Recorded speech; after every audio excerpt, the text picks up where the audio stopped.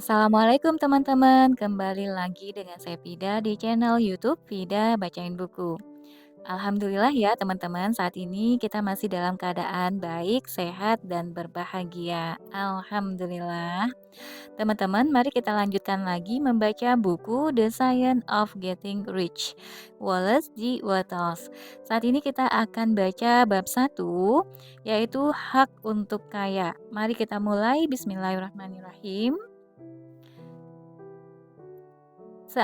Seagung apapun orang bicara tentang kemiskinan, fakta tetap menunjukkan bahwa tidak mungkin orang menjalani kehidupan yang sempurna atau sukses kecuali ia kaya.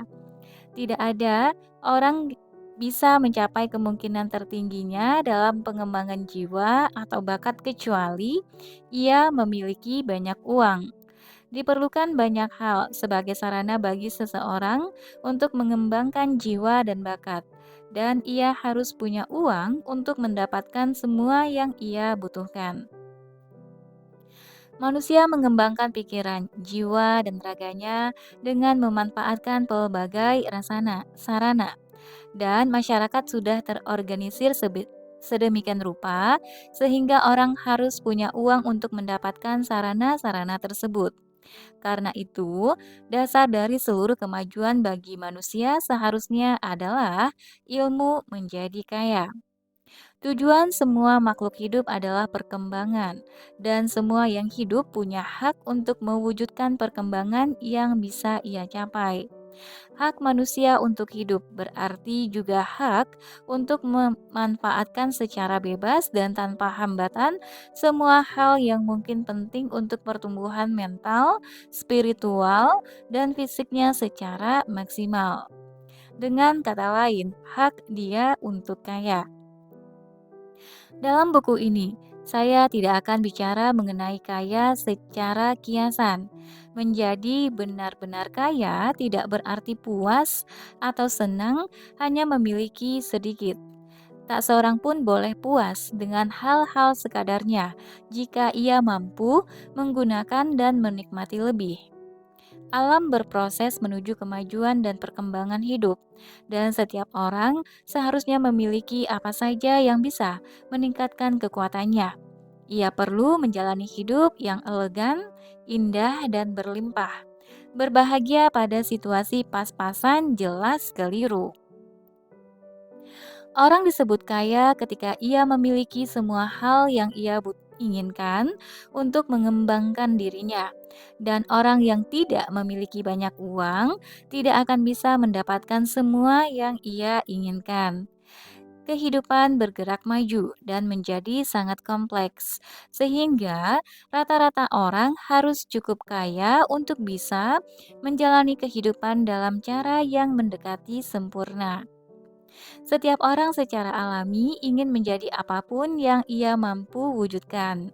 Hasrat untuk mewujudkan pelbagai kemungkinan ini melekat pada sifat alami manusia.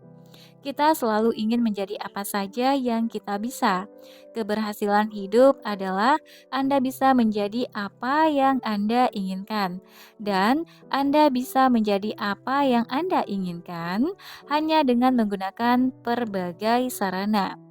Anda bisa menggunakan banyak hal secara bebas hanya jika Anda cukup kaya untuk membeli itu semua. Memahami ilmu menjadi kaya karena itu menjadi ilmu paling penting dibandingkan semua ilmu pengetahuan lainnya. Tak ada salahnya ingin menjadi kaya. Hasrat menjadi kaya adalah hasrat untuk menjalani kehidupan yang lebih berpunya, lebih utuh, dan lebih berlimpah. Dan hasrat ini layak dihargai.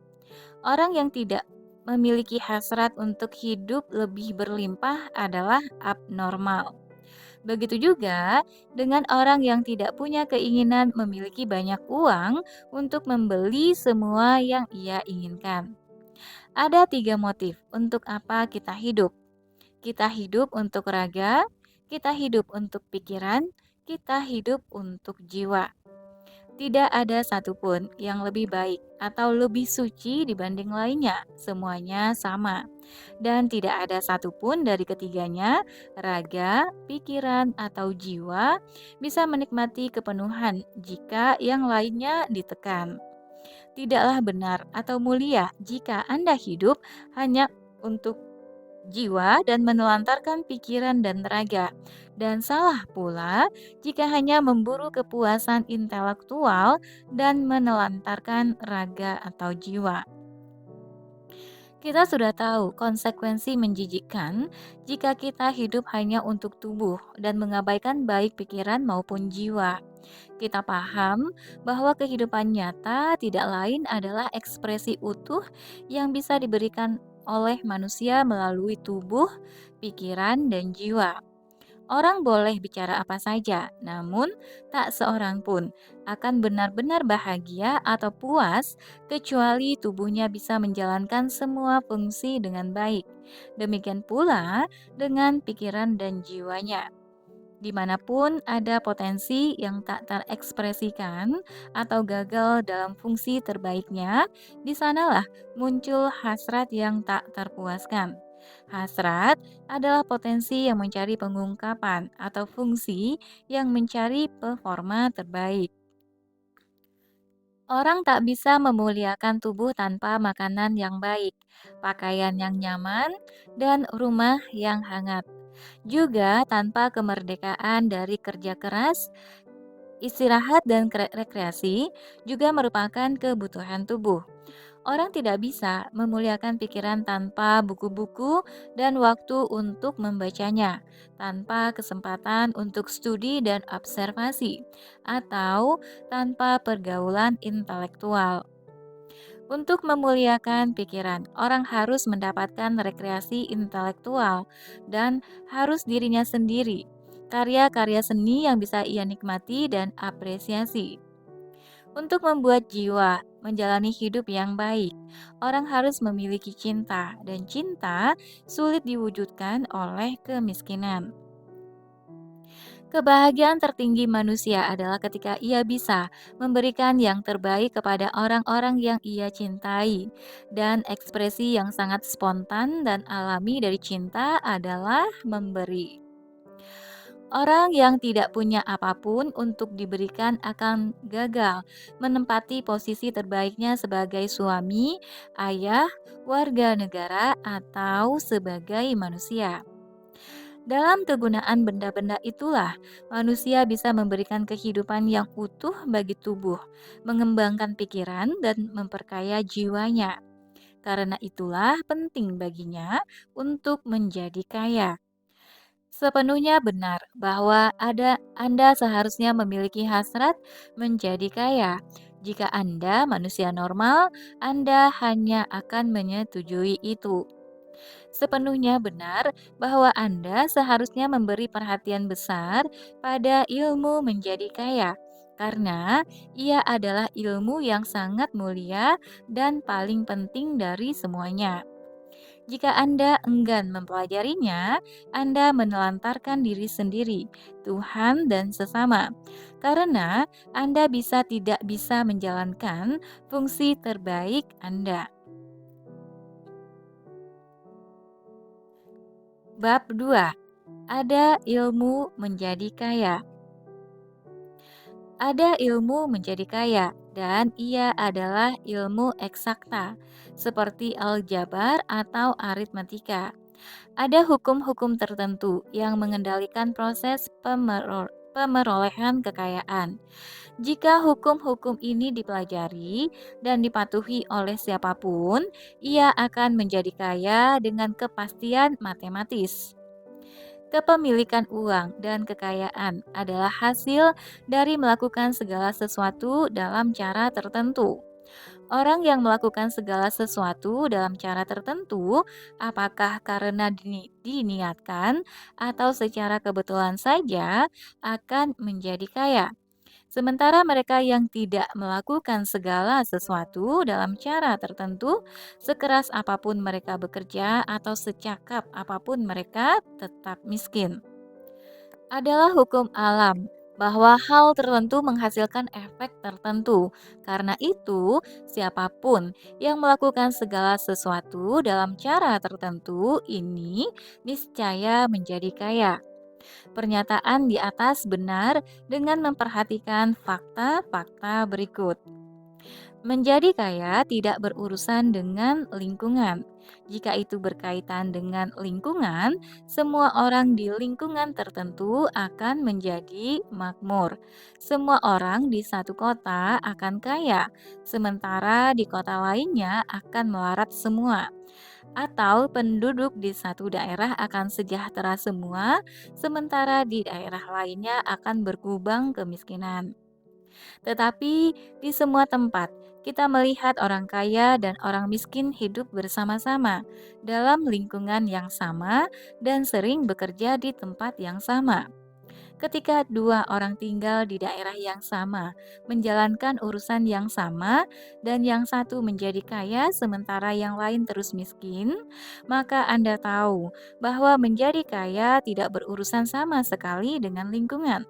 Satu lingkungan mungkin lebih menyenangkan ketimbang yang lain, tetapi ketika dua orang menjalankan bisnis yang sama dan tinggal di daerah yang sama, dan yang satu kaya, yang lain miskin, itu menunjukkan bahwa menjadi kaya adalah hasil dari melakukan segala sesuatu dalam cara tertentu.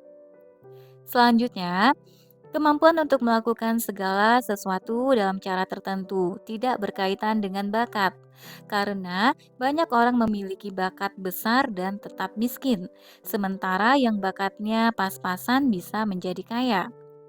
Mempelajari orang-orang yang menjadi kaya, kita mendapati bahwa mereka rata-rata biasa-biasa saja dalam banyak hal. Mereka tidak punya bakat besar dan kemampuan di atas orang-orang lain. Itu membuktikan bahwa mereka menjadi kaya bukan karena mereka memiliki bakat atau kemampuan besar yang tidak dimiliki orang-orang lain, tetapi karena mereka melakukan segala sesuatu dalam cara tertentu. Menjadi kaya bukan hasil dari menabung atau berhemat. Banyak orang kikir yang tetap miskin, sementara mereka yang bebas membelanjakan uang sering menjadi kaya.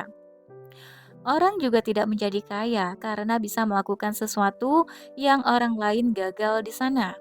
Dua orang dalam bisnis yang sama sering melakukan hal-hal yang sama, dan yang satu menjadi kaya, yang lain bangkrut. Dari semua ini, kita harus menyepakati kesimpulan bahwa menjadi kaya adalah hasil dari melakukan segala sesuatu dalam cara tertentu. Jika kita menjadi kaya adalah Jika menjadi kaya adalah hasil dari melakukan segala sesuatu dalam cara tertentu, dan jika hal tertentu menghasilkan efek tertentu, maka setiap orang yang bisa melakukan apa saja dalam cara ini bisa menjadi kaya, dan itu adalah ilmu eksakta. Lalu muncul pertanyaan, apakah cara tertentu ini cukup sulit sehingga hanya sedikit orang yang bisa menjalankannya? Tidak benar sama sekali. Sebagaimana akan kita lihat nanti, sejauh kita memperhatikan kecakapan alami, orang-orang berbakat menjadi kaya dan orang-orang dungu juga menjadi kaya. Orang-orang yang sangat cerdas menjadi kaya dan orang-orang yang sangat bodoh juga menjadi kaya. Orang-orang yang bertubuh kuat menjadi kaya dan orang-orang lemah yang sakit-sakitan juga menjadi kaya. Kemampuan untuk berpikir dan memahami tentu saja sangat penting. Namun, sejauh kecakapan alami diperhatikan, setiap orang yang bisa membaca dan memahami kalimat-kalimat ini pasti akan menjadi kaya. Juga, kita telah melihat tak ada masalah dengan lingkungan. Lokasi tentu penting untuk beberapa hal. Anda tidak perlu pergi ke gurun Sahara dan mengharapkan bisnis Anda sukses di sana. Menjadi kaya melibatkan perlunya berhubungan dengan orang lain dan bergaul dengan orang-orang lain. Dan jika orang-orang ini tergerak untuk berhubungan dengan Anda sebagaimana yang Anda inginkan, itu lebih baik. Tetapi sebatas itulah pentingnya lingkungan. Jika orang lain bisa menjadi kaya di kota itu, Anda bisa juga. Dan jika orang lain di daerah Anda bisa menjadi kaya, Anda juga bisa. Lagi pula, itu tidak berurusan dengan bisnis lagi pula, itu tidak berurusan dengan apa bisnis atau profesi Anda. Orang bisa menjadi kaya melalui bisnis apa saja dan dengan profesi apa saja. Sementara tetangga-tetangga mereka dengan pekerjaan yang sama tetap miskin. Benar bahwa Anda akan melakukan yang terbaik dalam bisnis yang Anda inginkan dan yang Anda sukai. Dan jika Anda memiliki bakat besar yang terasah dengan baik, Anda akan melakukan. Lanjut, bab 3. Apakah kesempatan itu dimonopoli? Tak seorang pun dipaksa miskin karena kesempatannya dirampas orang lain. Tak ada orang lain yang memonopoli kekayaan. Anda mungkin tak bisa masuk ke bisnis tertentu, tapi ada saluran lain yang terbuka bagi Anda. Mungkin susah bagi Anda untuk membuka usaha perkereta apian, tapi Anda bisa membuka usaha transportasi yang lain. Benar sekali bahwa jika Anda bekerja pada pabrik baja, sangat kecil kemungkinannya bagi Anda untuk menjadi pemilik pabrik tertentu tersebut. Namun, jika Anda mulai bertindak dalam cara tertentu, Anda bisa segera meninggalkan pabrik baja itu. Anda bisa membeli lahan pertanian dan menjadi produsen bahan makanan. Ada kesempatan besar saat ini yang dimiliki pemilik lahan kecil dan mengolahnya dengan baik. Orang seperti ini akan menjadi kaya. Anda bisa bilang bahwa sangat mustahil bagi Anda untuk mendapatkan tanah, tapi saya akan membuktikan bahwa itu tidak mustahil, dan Anda niscaya akan mendapatkan lahan jika Anda bekerja dengan cara tertentu. Pada setiap waktu, gelombang besar kesempatan tercipta di berbagai bidang, mengikuti kebutuhan umat manusia dan tingkat pencapaian evolusi sosial. Saat ini, di Amerika, buku ini ditulis 1910 penerjemah. Gelombang besar itu sedang bergerak ke arah pertanian dan industri-industri pendukungnya. Sekarang, kesempatan lebih besar terbuka bagi petani ketimbang bagi buruh pabrik.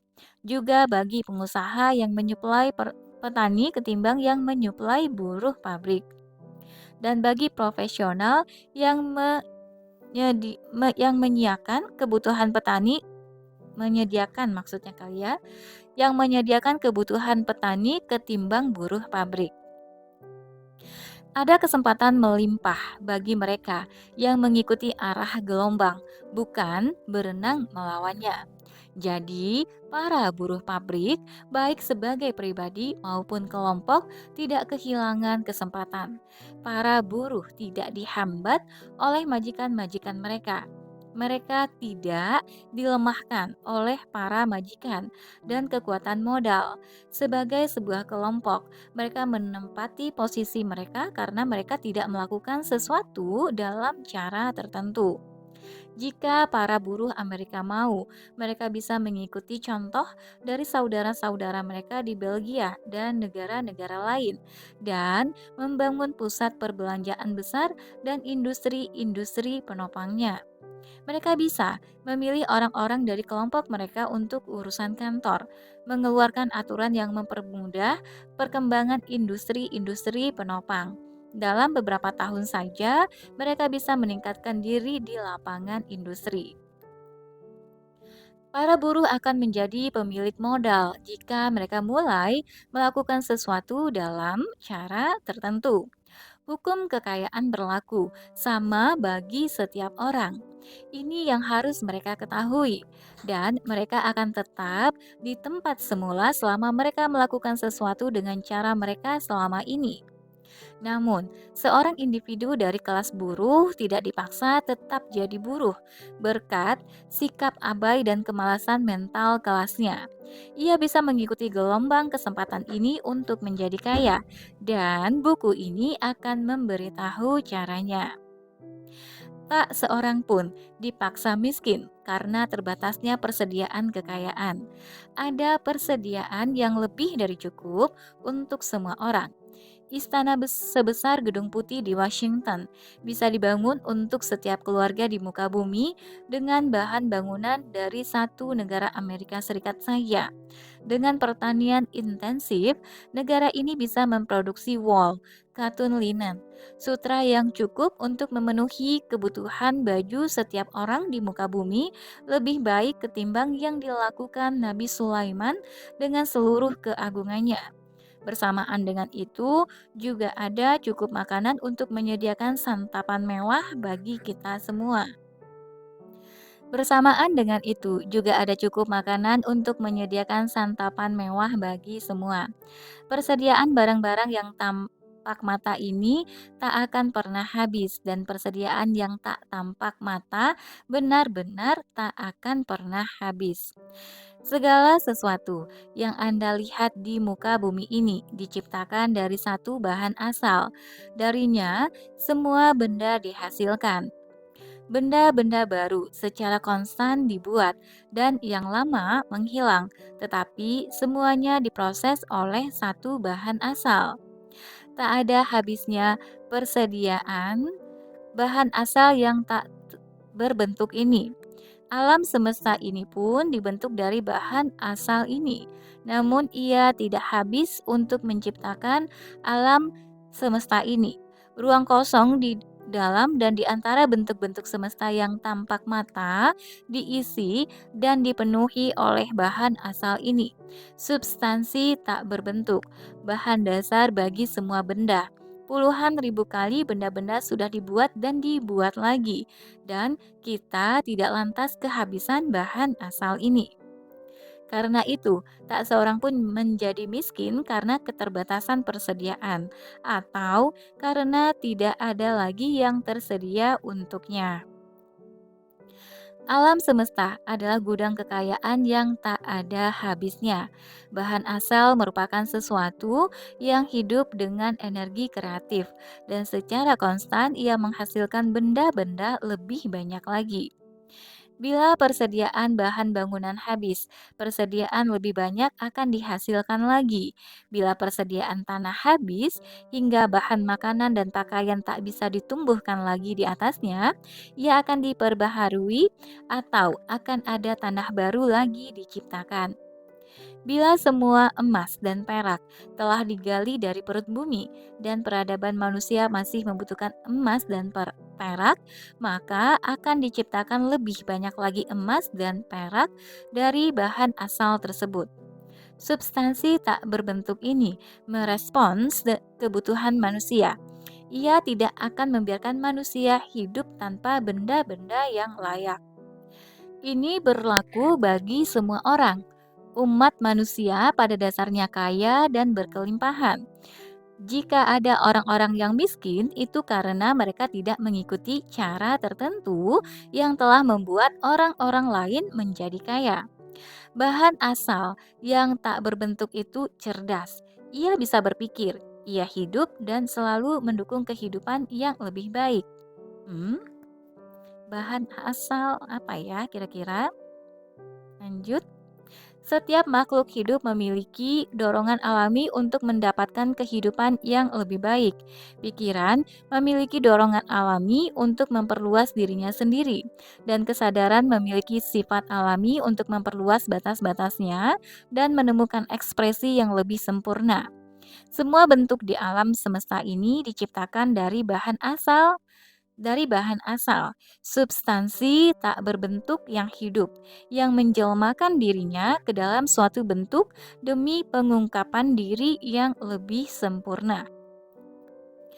Alam semesta adalah kehidupan maha besar yang selalu bergerak menuju kehidupan yang lebih baik dan lebih sempurna. Dunia dibentuk untuk kemajuan hidup. Motif terbesarnya adalah meningkatkan kehidupan. Untuk itu, ia menyediakan secara berlimpah segala sesuatu yang menunjang peningkatan kehidupan. Anda tidak menjadi miskin karena terbatasnya persediaan kekayaan. Saya akan menunjukkan lebih lanjut bagaimana substansi tak berbentuk, bahan asal segala sesuatu, bergerak mengikuti keinginan orang yang bertindak dan berpikir dalam cara tertentu. Next, bab 4. Prinsip pertama dalam ilmu menjadi kaya. Pemikiran adalah satu-satunya kekuatan yang bisa menghasilkan kekayaan tampak mata dari bahan asal tak berbentuk.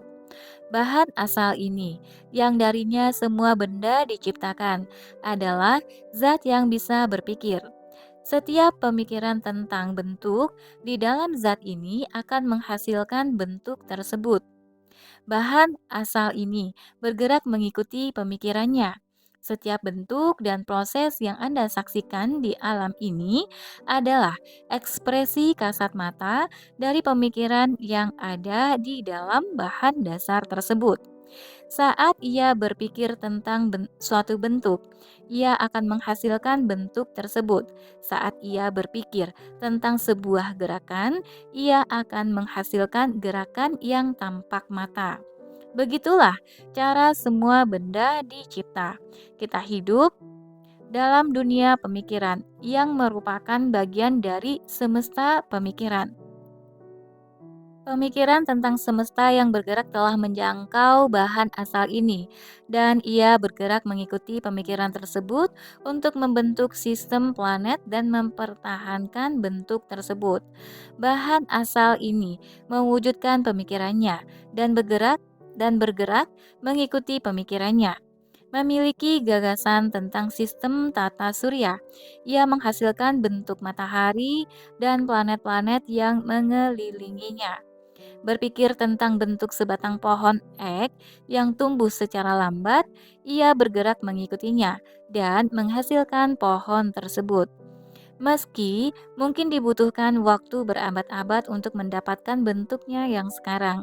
Dalam mencipta, bahan asal ini tampaknya bertindak menurut alur yang sudah ia tetapkan.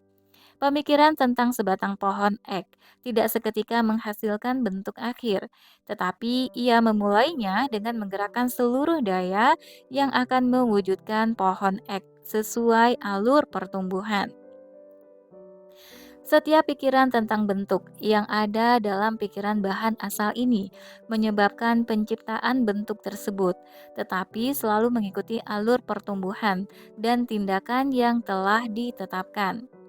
Pemikiran tentang sebuah rumah dengan konstruksi tertentu, jika disampaikan ke bahan asal ini, tidak akan seketika menyebabkan terciptanya rumah tersebut.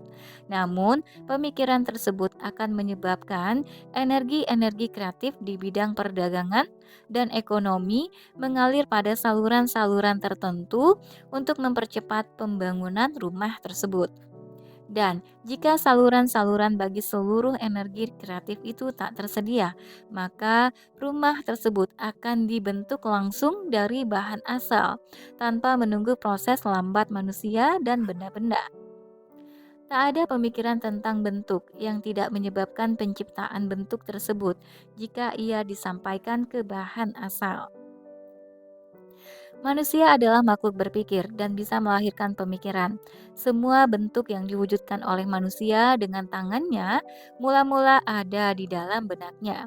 Orang tidak bisa membentuk sesuatu tanpa menciptakan bentuk tersebut dalam pemikirannya terlebih dulu. Dan sejauh ini, manusia telah membatasi upayanya melulu pada pekerjaan tangan.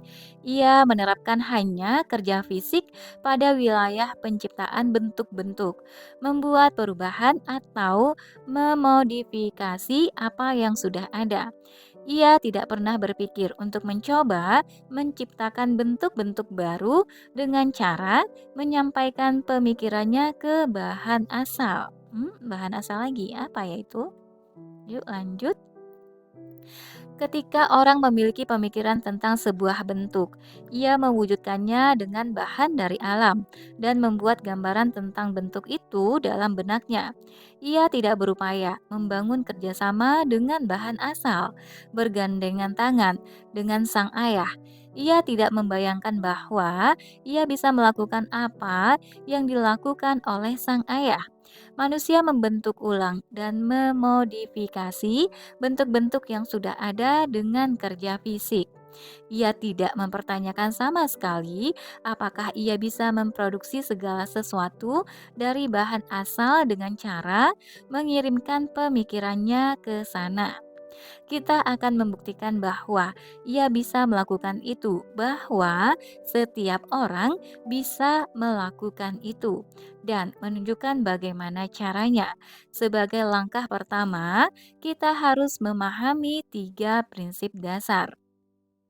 Pertama, kita menyadari bahwa ada satu bahan asal atau substansi tak berbentuk yang darinya segala sesuatu dibuat.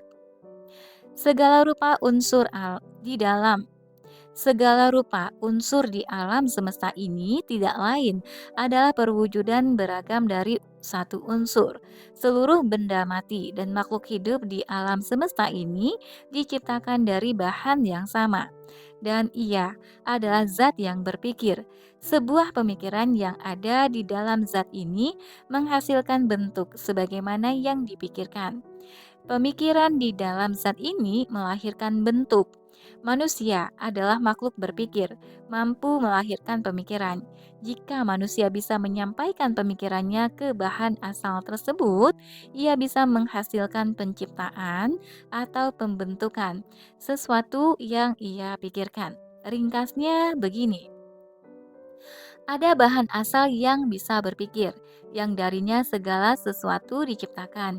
Dalam keadaan aslinya, ia menembus, mengisi, dan memenuhi ruang-ruang di semesta ini.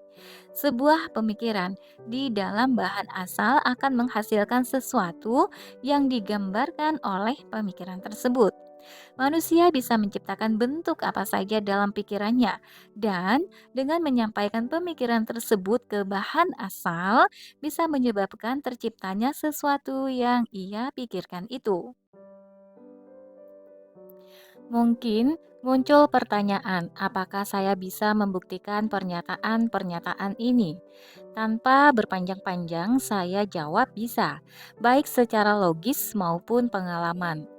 Merenung tentang fenomena bentuk dan pemikiran, saya tertuju ke bahan asal yang bisa berpikir. Menalar tentang bahan asal ini, saya menyimpulkan bahwa manusia memiliki kekuatan untuk mewujudkan bentuk-bentuk yang ia pikirkan. Dan dari pengalaman, saya mendapati bahwa penalaran itu benar, dan inilah bukti terkuat saya. Jika satu orang membaca buku ini dan menjadi kaya dengan menjalankan saran-saran yang ada di dalamnya, maka itulah isyarat yang mendukung pernyataan saya.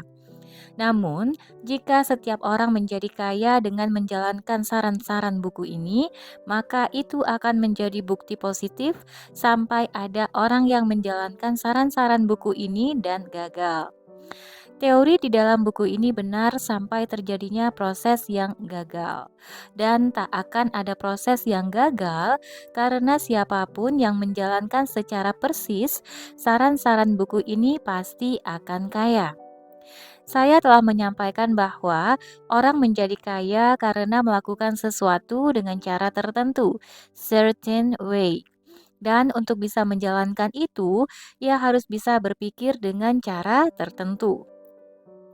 Cara orang melakukan segala sesuatu adalah hasil langsung dari cara ia berpikir tentang semua itu.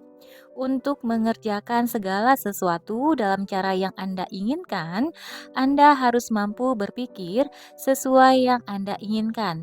Inilah langkah pertama untuk menjadi kaya. Dan berpikir sesuai yang Anda inginkan adalah berpikir tentang kebenaran, tak peduli apapun keadaannya. Setiap orang memiliki kekuatan alami untuk berpikir sesuai yang ia inginkan, tetapi itu membutuhkan upaya lebih keras ketimbang sekadar berpikir mengikuti keadaan. Berpikir mengikuti keadaan tentu sangat mudah.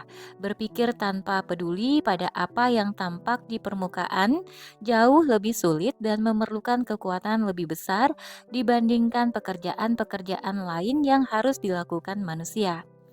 Tak ada pekerjaan yang bisa membuat orang tersungkur, kecuali terus-menerus mempertahankan pemikiran yang benar.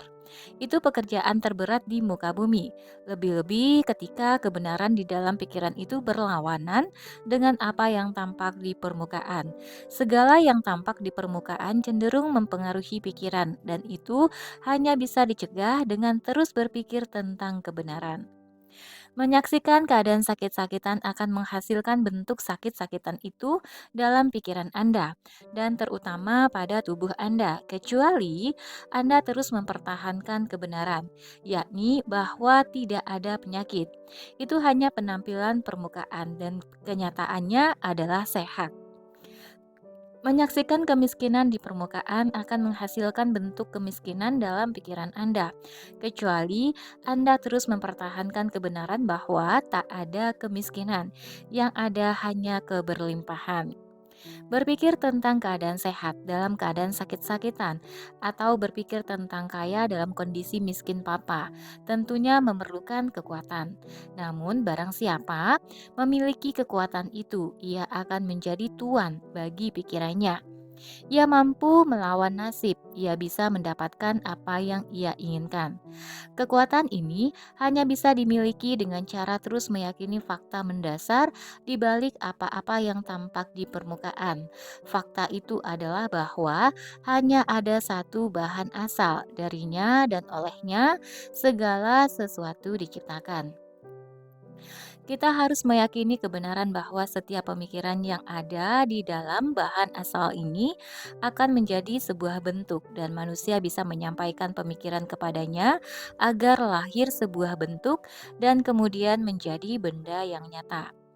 Saat kita sudah memahami ini, akan hilang keraguan dan ketakutan kita, karena kita tahu bahwa kita bisa mencipta apa yang kita inginkan, kita bisa mendapatkan apa yang kita inginkan, dan kita bisa menjadi apa yang kita inginkan.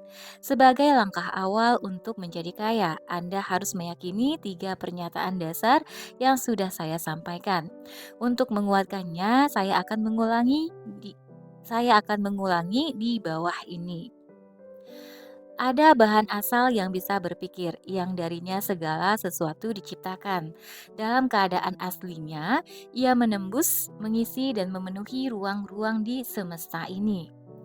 Sebuah pemikiran di dalam bahan asal akan menghasilkan sesuatu yang digambarkan oleh pemikiran tersebut.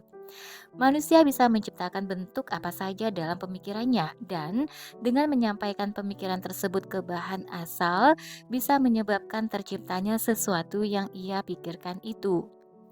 Baca ketiga prinsip di atas berulang-ulang. Tanamkan setiap kata dalam ingatan Anda.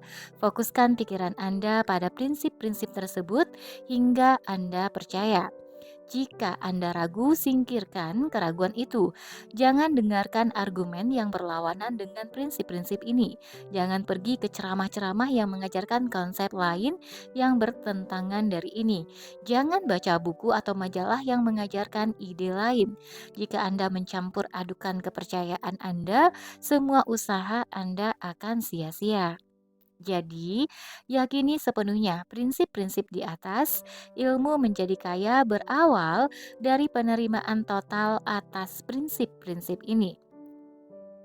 Lanjut, bab 5. Kehidupan yang meningkat. Anda harus membuang jauh sisa kepercayaan dan gagasan-gagasan kolot bahwa Anda menjadi miskin atas kehendak Tuhan yang menginginkan Anda tetap miskin. Zat cerdas yang merupakan bahan asal segala sesuatu yang hidup di dalam segala sesuatu dan hidup di dalam diri Anda adalah spirit yang hidup secara sadar. Karena ia hidup secara sadar, ia tentunya memiliki kehendak alami untuk meningkatkan kehidupan kehidupannya. Setiap makhluk hidup harus selalu berupaya meningkatkan kehidupannya, karena kehidupan harus berkembang. Sebutir biji yang jatuh ke tanah, mereka tumbuh dan menjalani kehidupan dengan menghasilkan ratusan biji berikutnya. Kehidupan menggandakan dirinya sendiri. Ia selalu berkembang bagaimanapun caranya. Zat cerdas juga memiliki kebutuhan yang sama untuk terus berkembang. Setiap pemikiran yang ada dalam benak kita mendorong lahirnya pemikiran berikutnya. Kesadaran terus berkembang. Setiap fakta yang kita pelajari mendorong kita mendalami fakta-fakta lain. Pengetahuan terus berkembang. Setiap bakat yang kita kembangkan membangkitkan hasrat kita untuk mengembangkan bakat-bakat lain. Kita tunduk pada dorongan hidup, mengupayakan pengungkapan yang mendorong kita untuk tahu lebih banyak, untuk melakukan lebih, dan untuk menjadi lebih.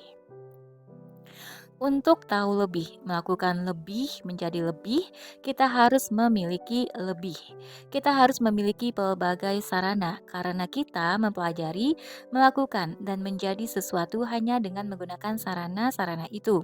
Kita harus menjadi kaya sehingga kita bisa meningkatkan hidup. Sederhananya, hasrat menjadi kaya adalah kapasitas untuk meningkatkan hidup yang terus mencari pemenuhan. Setiap hasrat adalah potensi terpendam yang berupaya mengungkapkan dirinya. Ia muncul karena ada kekuatan dalam diri manusia yang terus berupaya menemukan pemenuhan. Dorongan yang membuat Anda ingin memiliki uang lebih sama dengan dorongan yang membuat tanaman tumbuh. Kehidupan itu sendirilah yang ingin mewujudkan dirinya lebih utuh. Bahan asal kehidupan ini tentunya tunduk pada hukum kehidupan. Ia memiliki hasrat untuk meningkatkan hidup. Itu sebabnya ia perlu menciptakan segala sesuatu. Ia ingin hidup sejahtera di dalam diri Anda, karenanya ia ingin Anda memiliki semua sarana yang Anda perlukan. Tuhan menginginkan Anda kaya karena Ia bisa mengekspresikan dirinya lebih baik melalui Anda jika Anda memiliki banyak sarana yang memungkinkannya berekspresi. Ia bisa hidup sejahtera dalam diri Anda jika Anda memiliki kuasa tak terbatas atas sarana-sarana kehidupan. Semesta menghendaki Anda memiliki apa saja yang Anda inginkan. Alam bersahabat dengan setiap rencana Anda. Segala sesuatu secara alami mendukung Anda. Tanamkan dalam pikiran Anda bahwa ini benar. Penting menyadari bahwa Anda memiliki tujuan yang selaras dengan tujuan semesta. Anda harus menginginkan kehidupan yang sebenar-benarnya, bukan hanya demi pemenuhan kesenangan badani. Misalnya, hidup adalah pelaksanaan fungsi-fungsi. Setiap individu akan benar-benar hidup ketika ia bisa melaksanakan semua fungsi, baik fisik, mental, maupun spiritual yang ia mampu kerjakan tanpa mengorbankan salah satunya. Anda tidak ingin menjadi kaya agar bisa hidup secara badani demi pemenuhan nafsu hewani. Itu bukan kehidupan. Pelaksanaan setiap fungsi fisik adalah bagian dari kehidupan, dan tidak seorang pun bisa hidup secara lengkap jika ia menolak ekspresi normal dan sehat dari dorongan-dorongan tubuhnya. Anda tidak ingin menjadi kaya semata-mata demi menikmati kepuasan mental, demi mendapatkan pengetahuan, demi memenuhi ambisi, agar lebih cerdas dibandingkan orang lain, agar terkenal. Semua itu sah-sah saja, tetapi orang yang hidup melulu demi kepuasan intelektual sesungguhnya hanya menjalani sebagian hidup, dan ia tidak akan pernah puas dengan apa yang ia miliki. Anda tidak ingin menjadi kaya melulu demi orang lain, mengorbankan diri demi keselamatan umat manusia, demi merasakan nikmatnya berkorban. Kepuasan jiwa hanyalah satu bagian dari kehidupan, dan ia tidak lebih mulia dibandingkan bagian-bagian lainnya.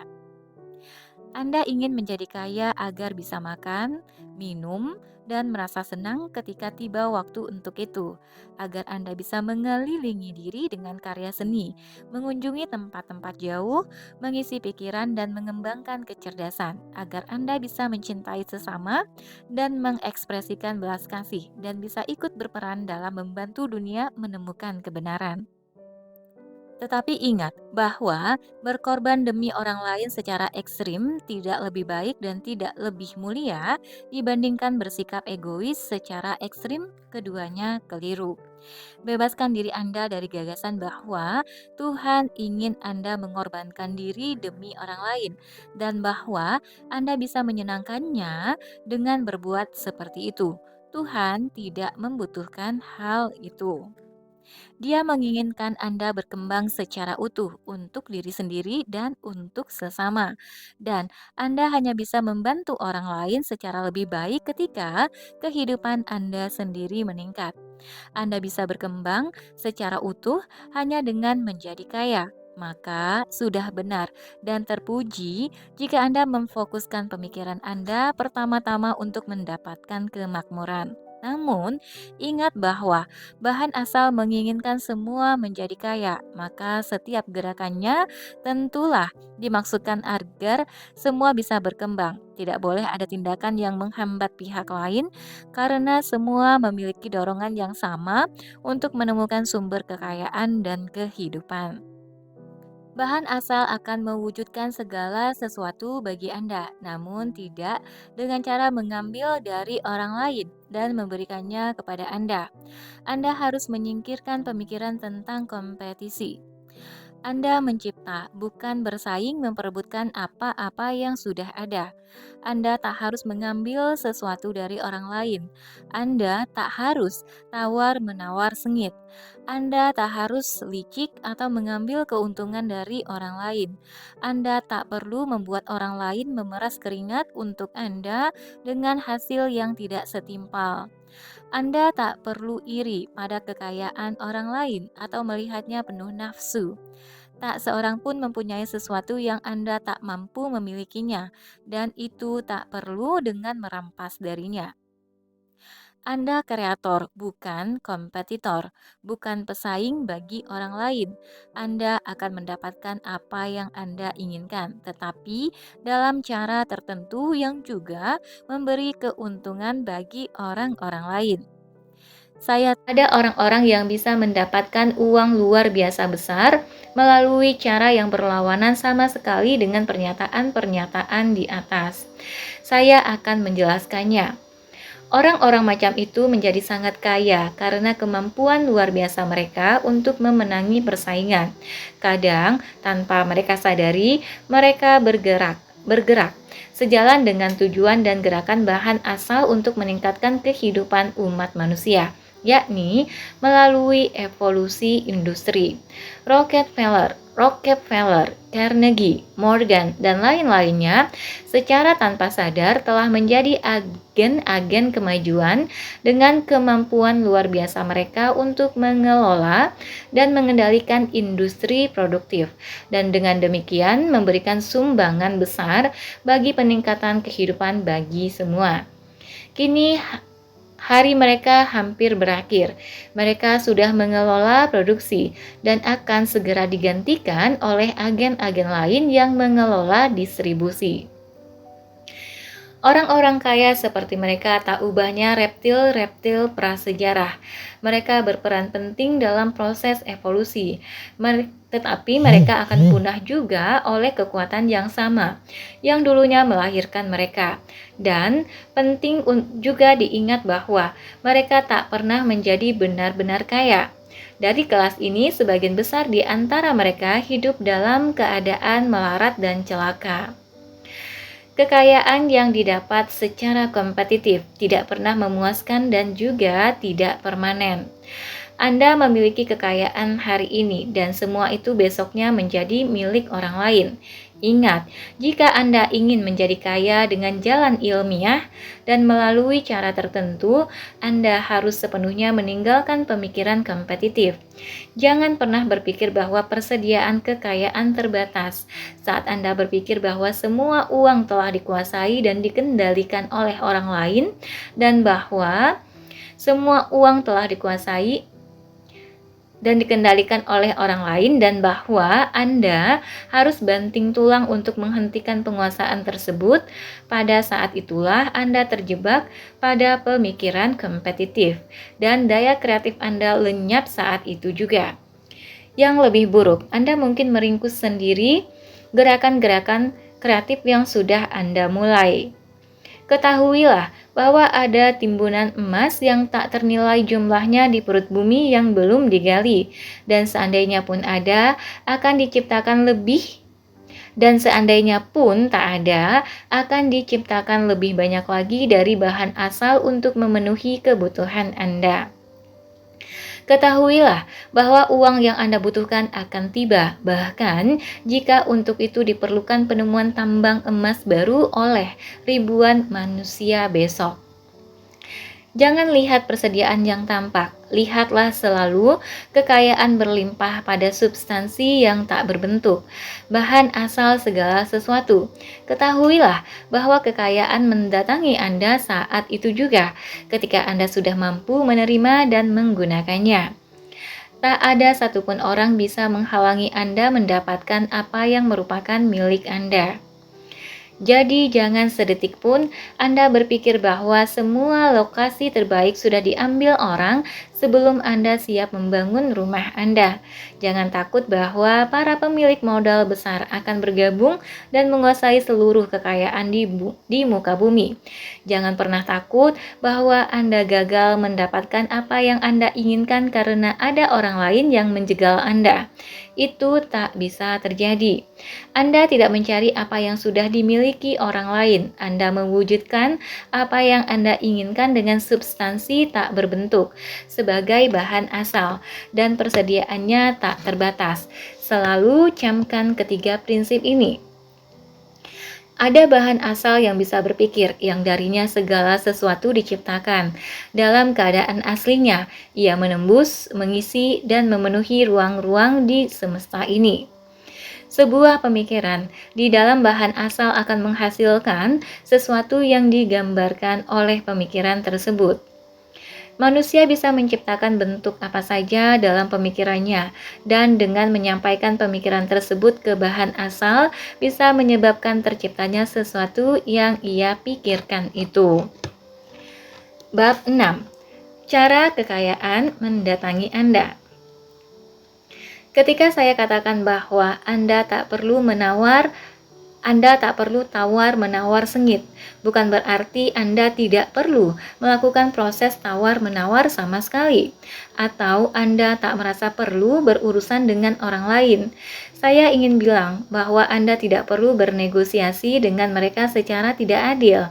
Anda tidak harus mengeruk keuntungan besar sebesar-besarnya dari orang lain, tetapi berikan kepada orang lain lebih besar ketimbang yang Anda dapatkan dari mereka.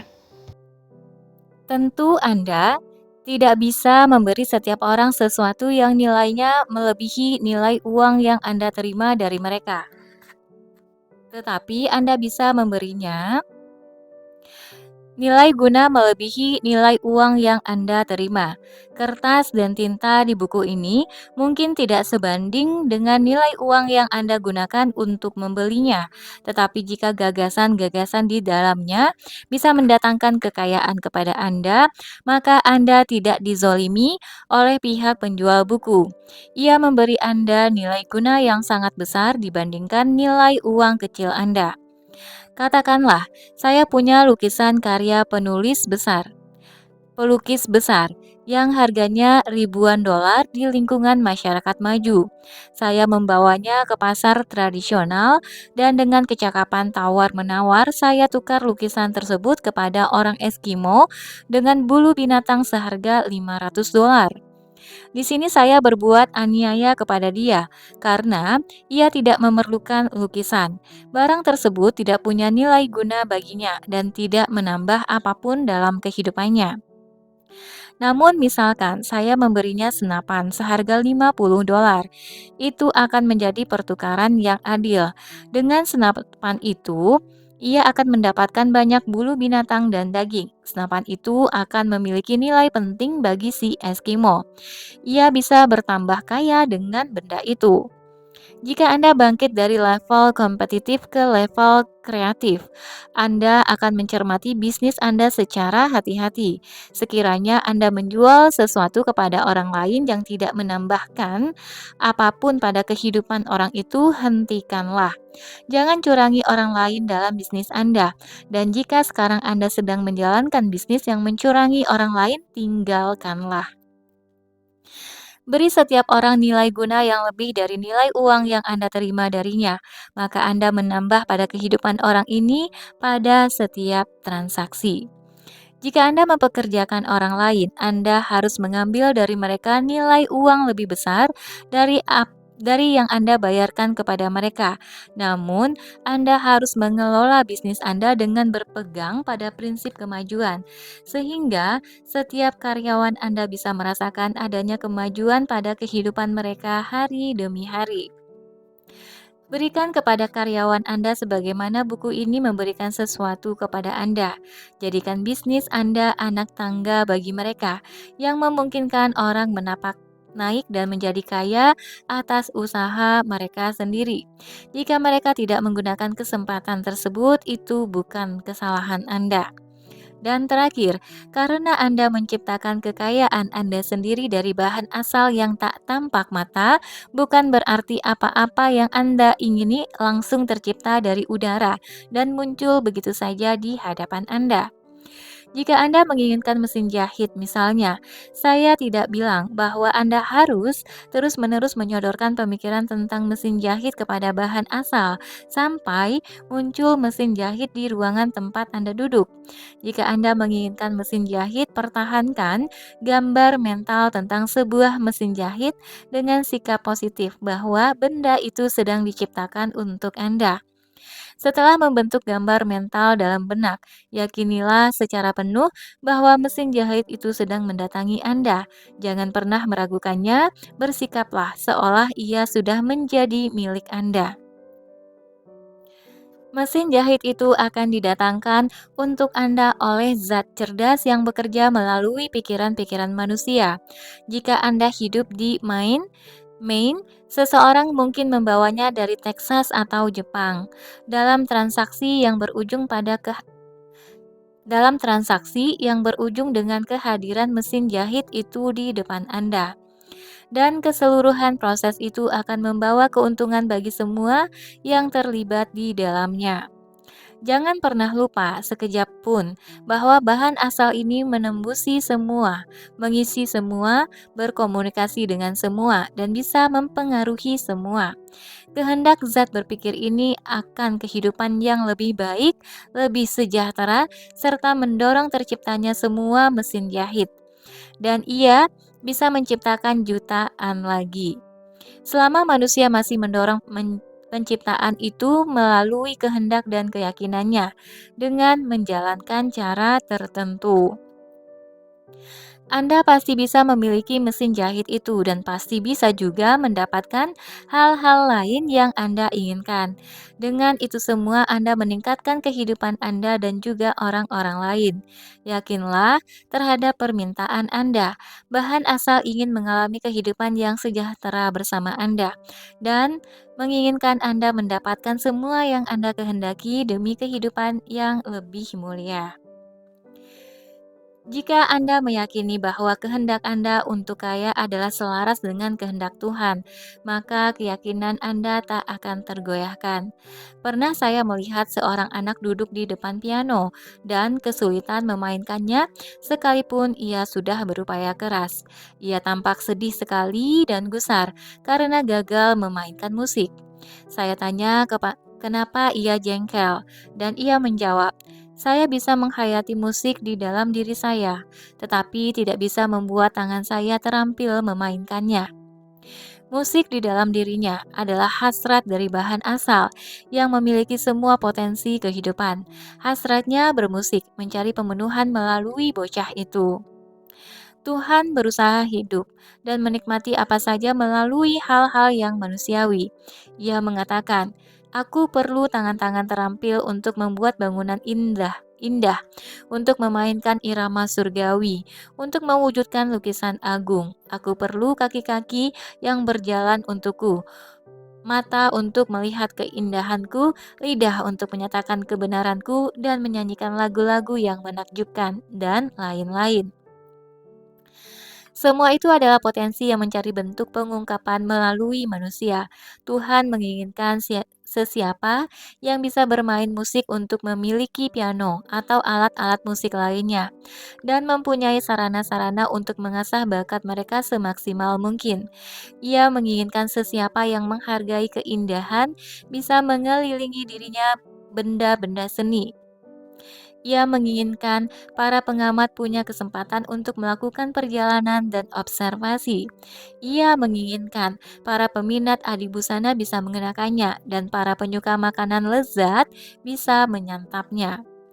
Ia menginginkan semuanya itu karena ia sendirilah yang menikmati dan menghargai semua hal itu. Tuhanlah yang ingin bermain musik, bernyanyi dan menikmati keindahan, dan menyatakan kebenaran dan mengenakan adibusana dan makanan lezat. Hasrat yang Anda rasakan untuk kaya adalah upaya tak terbatas olehnya untuk mencari perwujudan melalui Anda. Sebagaimana ia mencari pengungkapan melalui anak kecil di depan piano. Maka, jangan ragu meminta sebanyak-banyaknya. Tugas Anda adalah memfokuskan dan mengungkapkan kehendak Tuhan. Ini yang paling sulit bagi kebanyakan orang. Mereka mempertahankan pemikiran kolot bahwa kemiskinan dan pengorbanan diri adalah tindakan menyenangkan Tuhan. Mereka memandang kemiskinan sebagai bagian dari rencana Tuhan. Mereka memegang keyakinan bahwa Tuhan sudah merampungkan pekerjaannya dan sudah menciptakan apa yang perlu Ia ciptakan, dan kebanyakan orang harus tetap miskin karena tidak tersedia cukup bahan untuk membuat semuanya kaya. Mereka mempertahankan pemikiran yang sangat keliru ini sehingga malu untuk meminta kekayaan. Yang mereka inginkan hanya hidup sederhana atau seadanya saja, asal bisa cukup nyaman. Saya ingat seseorang yang saya minta membuat gambaran jelas tentang apa saja yang ia inginkan, sehingga pemikirannya tersampaikan kepada bahan asal. Ia sangat miskin, tinggal di rumah kontrakan, dan penghasilannya hanya cukup untuk hidup seadanya dari hari ke hari. Ia tidak percaya sama sekali bahwa ia bisa kaya. Maka, setelah menimbang-nimbang, ia pikir masuk akal sekiranya ia menginginkan karpet baru untuk lantai kamarnya dan pediangan untuk menghangatkan ruangan selama musim dingin. Mengikuti saran dari buku ini, ia mendapatkan barang-barang itu dalam beberapa bulan, dan itu menyadarkannya bahwa ia bisa meminta lebih banyak lagi. Ia mengamati tempat tinggalnya dan merencanakan peningkatan dalam semua hal yang ia inginkan. Secara mental, ia lantas membuat gambaran rinci tentang rumah idamannya, lengkap dengan perabot-perabotnya. Terus mempertahankan gambaran tersebut di dalam benaknya, ia mulai menjalani hidup dengan cara tertentu dan mengalami kemajuan sebagaimana yang ia inginkan. Dan ia memiliki rumah sendiri sekarang dan melakukan perombakan mengikuti gambaran mentalnya. Dan sekarang, tetap dengan keyakinan yang kukuh, ia sedang menginginkan hal-hal yang lebih besar. Semua datang kepadanya karena ia yakin, dan itu berlaku juga bagi kita semua. Lanjut bab 7, bersyukur. Ilustrasi di akhir bab 6 memberitahu kita bahwa langkah pertama untuk menjadi kaya adalah menyodorkan gagasan mengenai apa yang Anda inginkan kepada bahan asal. Ini benar, dan demi terwujudnya keinginan Anda harus menjalin hubungan yang harmonis dengan bahan asal. Hubungan semacam ini sangat penting dan vital bagi Anda. Karena itulah, saya membicarakannya secara khusus di sini. Saya akan memberi Anda sejumlah instruksi yang jika Anda jalankan akan menyatukan pikiran Anda dengan Tuhan. Keseluruhan proses penyelarasan mental itu bisa diringkas saja dengan satu kata, bersyukur. Pertama, Anda percaya adanya satu zat cerdas yang darinya segala sesuatu diciptakan. Kedua, Anda percaya bahwa zat ini memberi apa saja yang Anda inginkan. Ketiga, Anda menghubungkan diri dengannya dengan perasaan syukur sepenuh hati. Banyak orang yang telah menata hidupnya begitu rupa dan tetap miskin karena kurang bersyukur. Mereka memutuskan hubungan dengan cara yang tidak pernah berterima kasih. Mereka memutuskan hubungan dengan cara tidak pernah berterima kasih. Mudah dipahami bahwa semakin dekat kita dengan sumber kekayaan, semakin banyak kekayaan yang akan kita terima. Mudah juga untuk dimengerti bahwa jiwa yang selalu bersyukur akan menjalani hidup lebih dekat dengan Tuhan ketimbang yang tidak pernah mengucapkan berterima kasih. Semakin kuat rasa syukur kita kepada Tuhan ketika kita menerima anugerah-Nya, semakin banyak anugerah yang akan kita terima, dan semakin cepat kedatangannya kepada kita. Singkatnya, sikap mental bersyukur akan mendekatkan pikiran kita pada sumber anugerah. Jika Anda baru memahami bahwa bersyukur akan menjadikan pikiran Anda kian selaras dengan energi kreatif semesta, pikirkanlah baik-baik hal ini, dan Anda akan membuktikan kebenarannya. Hal-hal baik yang Anda miliki datang kepada Anda sejalan dengan hukum-hukum tertentu. Rasa syukur akan mengarahkan pikiran Anda ke jalan yang mendatangkan hal-hal baik itu. Ia menjaga Anda untuk tetap selaras dengan pemikiran kreatif dan menghindarkan Anda dari godaan pemikiran kompetitif. Bersyukur saja sudah membuat Anda mendekat ke arah keberlimpahan dan mencegah Anda jatuh ke pemikiran keliru tentang terbatasnya persediaan. Hal terakhir itu akan membunuh harapan Anda. Ada hukum bersyukur, Law of Gratitude, log, yang sangat penting bagi Anda untuk mencermatinya jika Anda ingin mendapatkan apa yang Anda inginkan. Log adalah prinsip alami bahwa aksi dan reaksi selalu seimbang dan bergerak dalam arah berlawanan. Rasa syukur merentangkan pikiran Anda dalam sikap berterima kasih kepada Tuhan. Ia adalah bentuk pembebasan pikiran dan tak pernah gagal mencapai tempat yang dituju.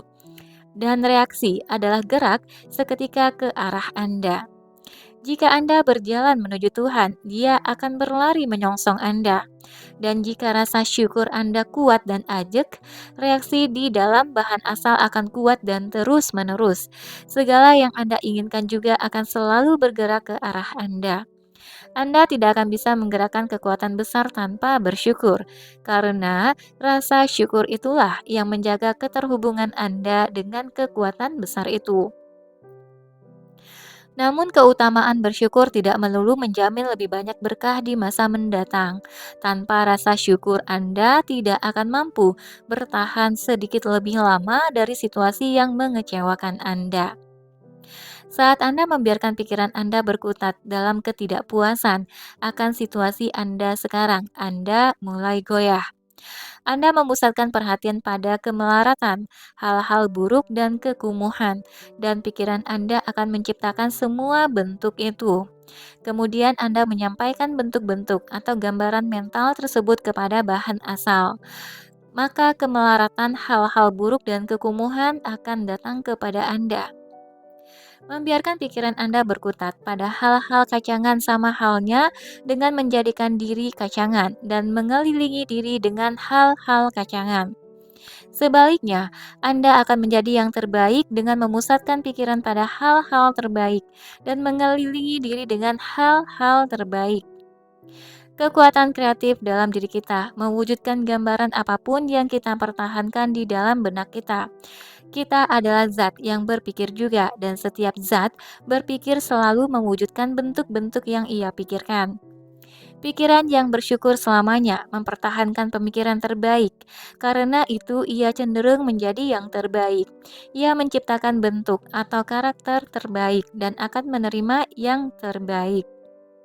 Selain itu, keyakinan lahir dari rasa syukur. Pikiran yang bersyukur selalu dipenuhi harapan baik, dan harapan berubah menjadi keyakinan.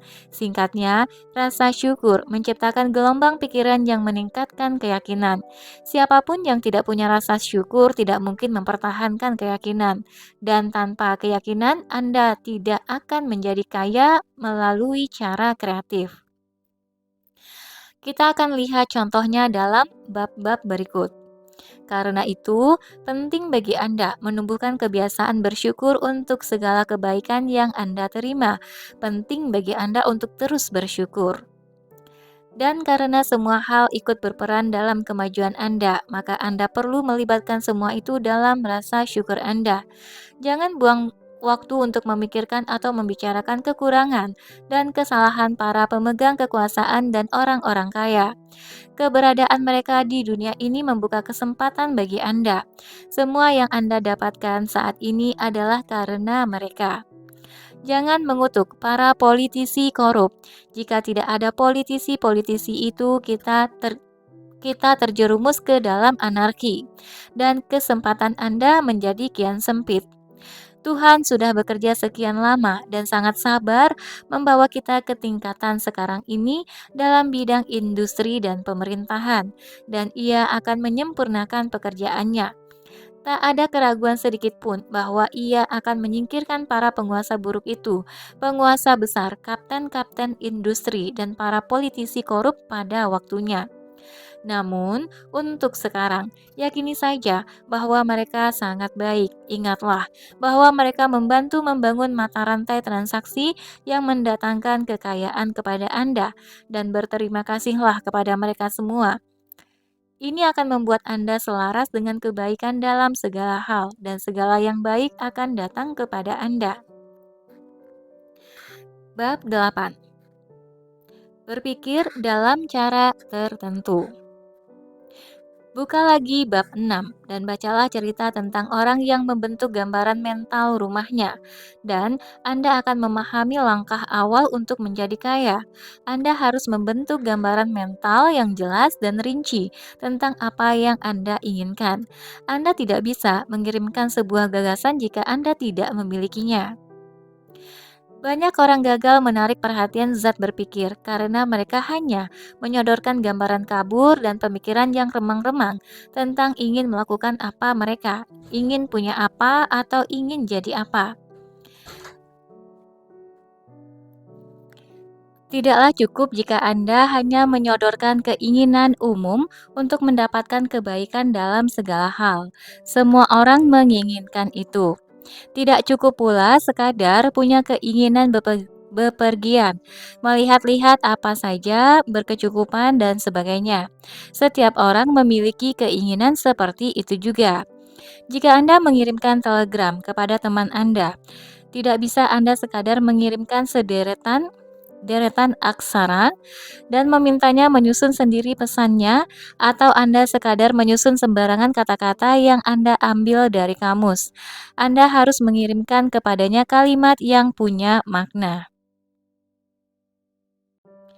Ketika Anda mencoba menyampaikan keinginan Anda kepada bahan asal, ingatlah bahwa Anda perlu menyampaikan pesan yang bermakna. Anda harus tahu apa yang Anda inginkan dan harus jelas. Anda tidak akan bisa kaya atau mendorong daya kreatif untuk bekerja dengan cara mengirimkan pesan yang tidak jelas. Sampaikan setiap keinginan Anda persis seperti yang dilakukan oleh orang yang saya ceritakan setelah ia menjelajahi rumahnya. Kenali apa yang Anda inginkan dan buatlah gambar mental yang jelas tentang benda itu. Seperti apa ia ketika Anda mendapatkannya. Gambar mental yang jelas itu harus Anda pertahankan dalam pikiran. Setiap seperti seorang pelaut menyimpan gambar pelabuhan yang ditujunya. Anda harus terus-menerus fokus ke sana. Anda tak boleh memalingkan pandangan Anda dari gambaran mental itu sebagaimana juru mudi tak boleh berpaling dari kompasnya. Tak usah berlatih konsentrasi atau meluangkan waktu khusus untuk berdoa dan menyerukan afirmasi. Tidak perlu pula semedi atau melakukan tindakan-tindakan klinik dan semacamnya. Hal-hal semacam ini boleh saja, tetapi yang perlu Anda lakukan adalah tahu apa yang Anda inginkan, dan keinginan Anda harus menggebu sehingga ia terus-menerus ada dalam pikiran. Gunakan sebanyak mungkin waktu luang Anda untuk memikirkan gambar mental Anda, tetapi tidak perlu melatih diri mengonsentrasikan pikiran pada apa yang benar-benar Anda inginkan. Memusatkan perhatian adalah urusan mudah dan Anda bisa melakukannya tanpa usaha keras. Dan sekiranya Anda tidak benar-benar ingin menjadi kaya, sehingga hasrat Anda demikian kuat untuk mempertahankan pemikiran Anda pada arah tujuan seperti jarum kompas selalu menunjuk arah utara, maka saya kira akan sulit bagi Anda untuk mengikuti semua instruksi yang disarankan oleh buku ini.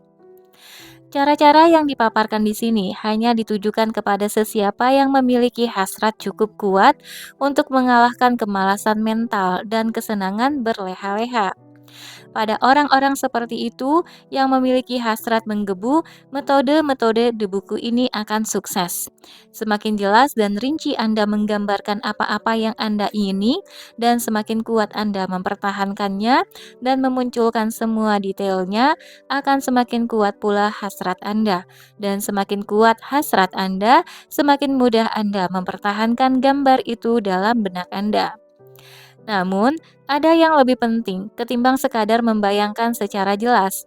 Jika hanya itu yang Anda lakukan, Anda akan jadi pemimpi dan dayanya akan lemah dan tidak ada sama sekali untuk mewujudkan apa yang Anda inginkan.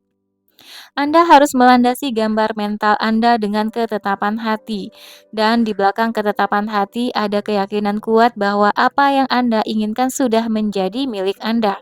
Ya, ia sudah di tangan, dan Anda tinggal membawanya.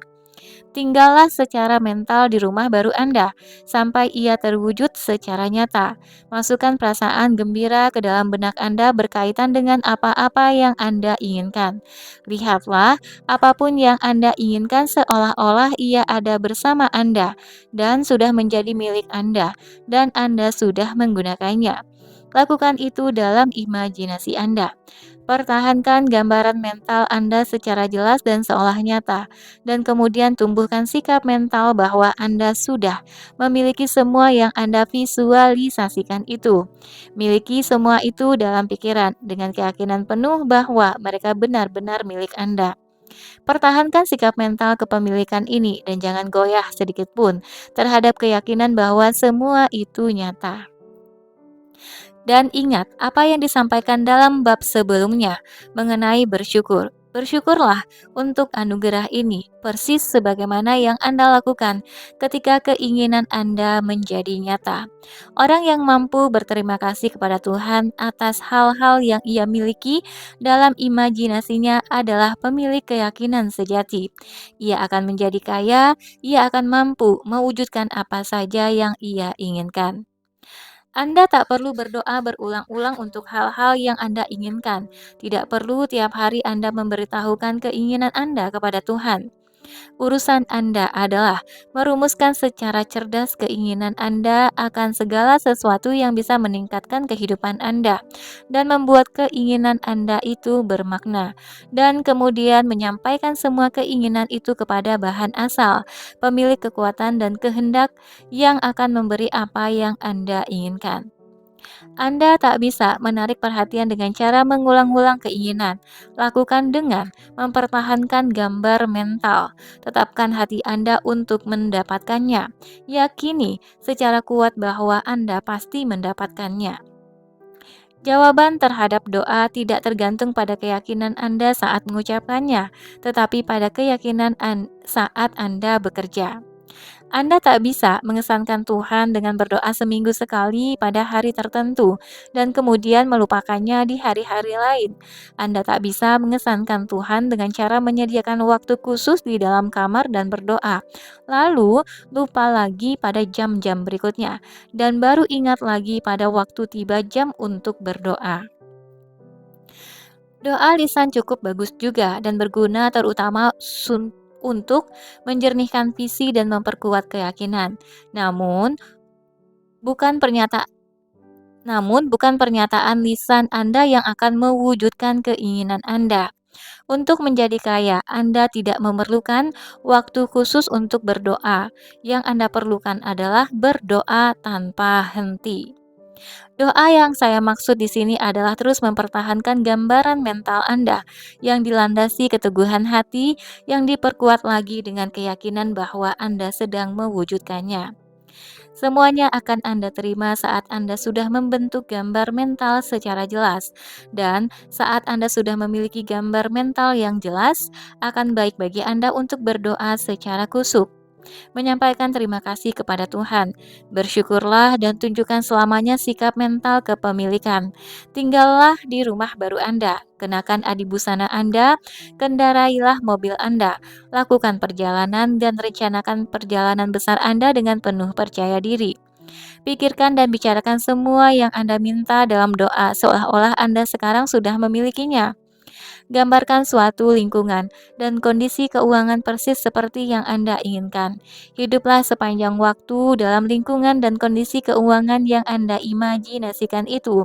Namun, pikiran bahwa Anda tidak melakukan hal ini semata-mata sebagai pemimpi atau pelamun. Pertahankan keyakinan bahwa imajinasi Anda sedang diwujudkan. Jaga keteguhan hati Anda terhadap keinginan itu. Ingat bahwa keyakinan dan keteguhan hati itulah yang akan membedakan apakah Anda seorang ilmuwan atau pelamun. Dan menyadari fakta ini, maka Anda harus mempelajari penggunaan kehendak secara tepat. Bab 9. Bagaimana menggunakan kehendak? Untuk memulai langkah menjadi kaya secara ilmiah, Anda tak boleh menerapkan kekuatan keinginan untuk sesuatu di luar diri Anda. Anda tak punya hak melakukan itu. Sungguh keliru jika Anda menggunakan keinginan Anda untuk orang lain agar mereka melakukan apa yang Anda ingin lakukan. Memaksa orang lain dengan kekuatan mental sama kelirunya dengan memaksa orang lain dengan kekuatan fisik. Jika memaksa orang lain dengan kekuatan fisik adalah perbudakan, maka begitu pula memaksa orang lain dengan kekuatan mental. Yang berbeda hanya metodenya. Jika mengambil sesuatu dari orang lain dengan kekuatan fisik adalah perampokan, maka mengambil dari orang lain dengan kekuatan mental adalah perampokan juga. Tak ada bedanya secara prinsip. Anda tidak berhak mendesakkan kemauan Anda kepada orang lain, bahkan jika itu untuk kebaikannya sendiri, karena Anda tak pernah tahu apa yang baik untuk dia. Ilmu menjadi kaya tidak menghendaki Anda menggunakan kekuatan atau paksaan kepada orang lain dalam cara apapun. Tidak perlu sedikit pun melakukan itu. Sesungguhnya, setiap upaya memaksakan kehendak kepada orang lain hanya akan menggoyahkan ketetapan hati Anda. Tak perlu Anda menggunakan keinginan Anda akan sesuatu demi memaksanya agar datang kepada Anda. Itu sama saja dengan memaksa Tuhan dan akan tampak tolol, tak berguna, dan sekaligus tidak relevan. Anda tidak perlu memaksa Tuhan agar memberi Anda barang-barang bagus. Itu sama dengan Anda menggunakan kehendak Anda untuk memaksa matahari terbit. Anda tidak perlu menggunakan kekuatan kehendak untuk menundukkan setan atau membuat orang-orang keras kepala dan pemberontak mengerjakan urusan Anda. Tuhan sangat ramah pada Anda dan ingin sekali memberi Anda apa yang Anda inginkan.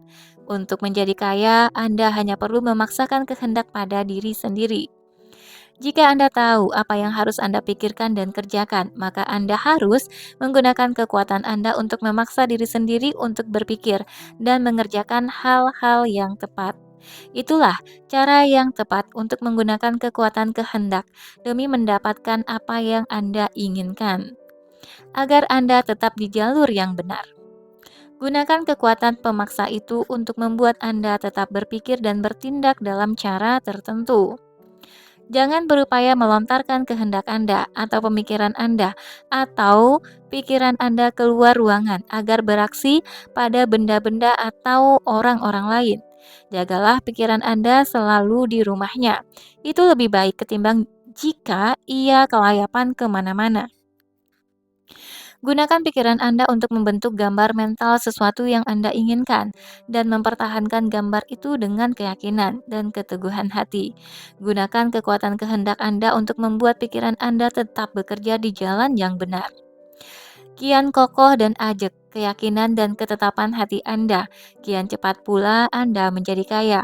Karena dengan begitu, Anda hanya akan menyampaikan kesan positif kepada zat berpikir, dan Anda akan tidak perlu menggugurkannya dengan menyodorkan kesan negatif.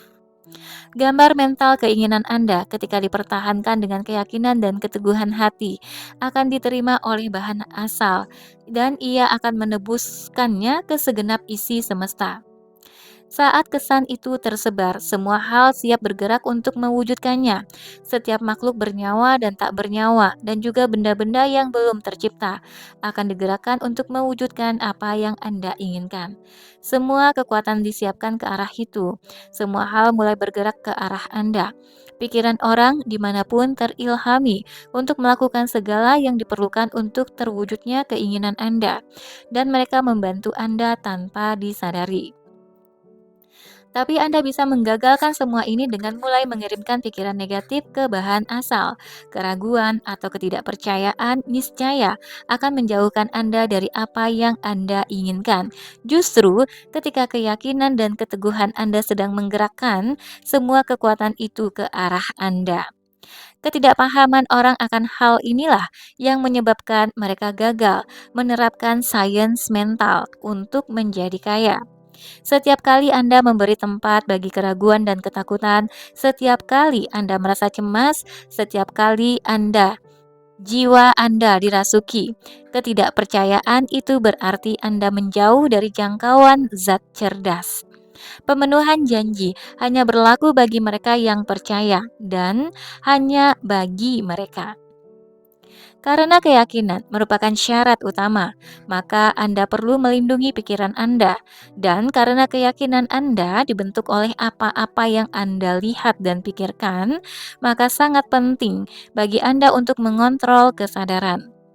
Dan disinilah kekuatan kehendak berperan.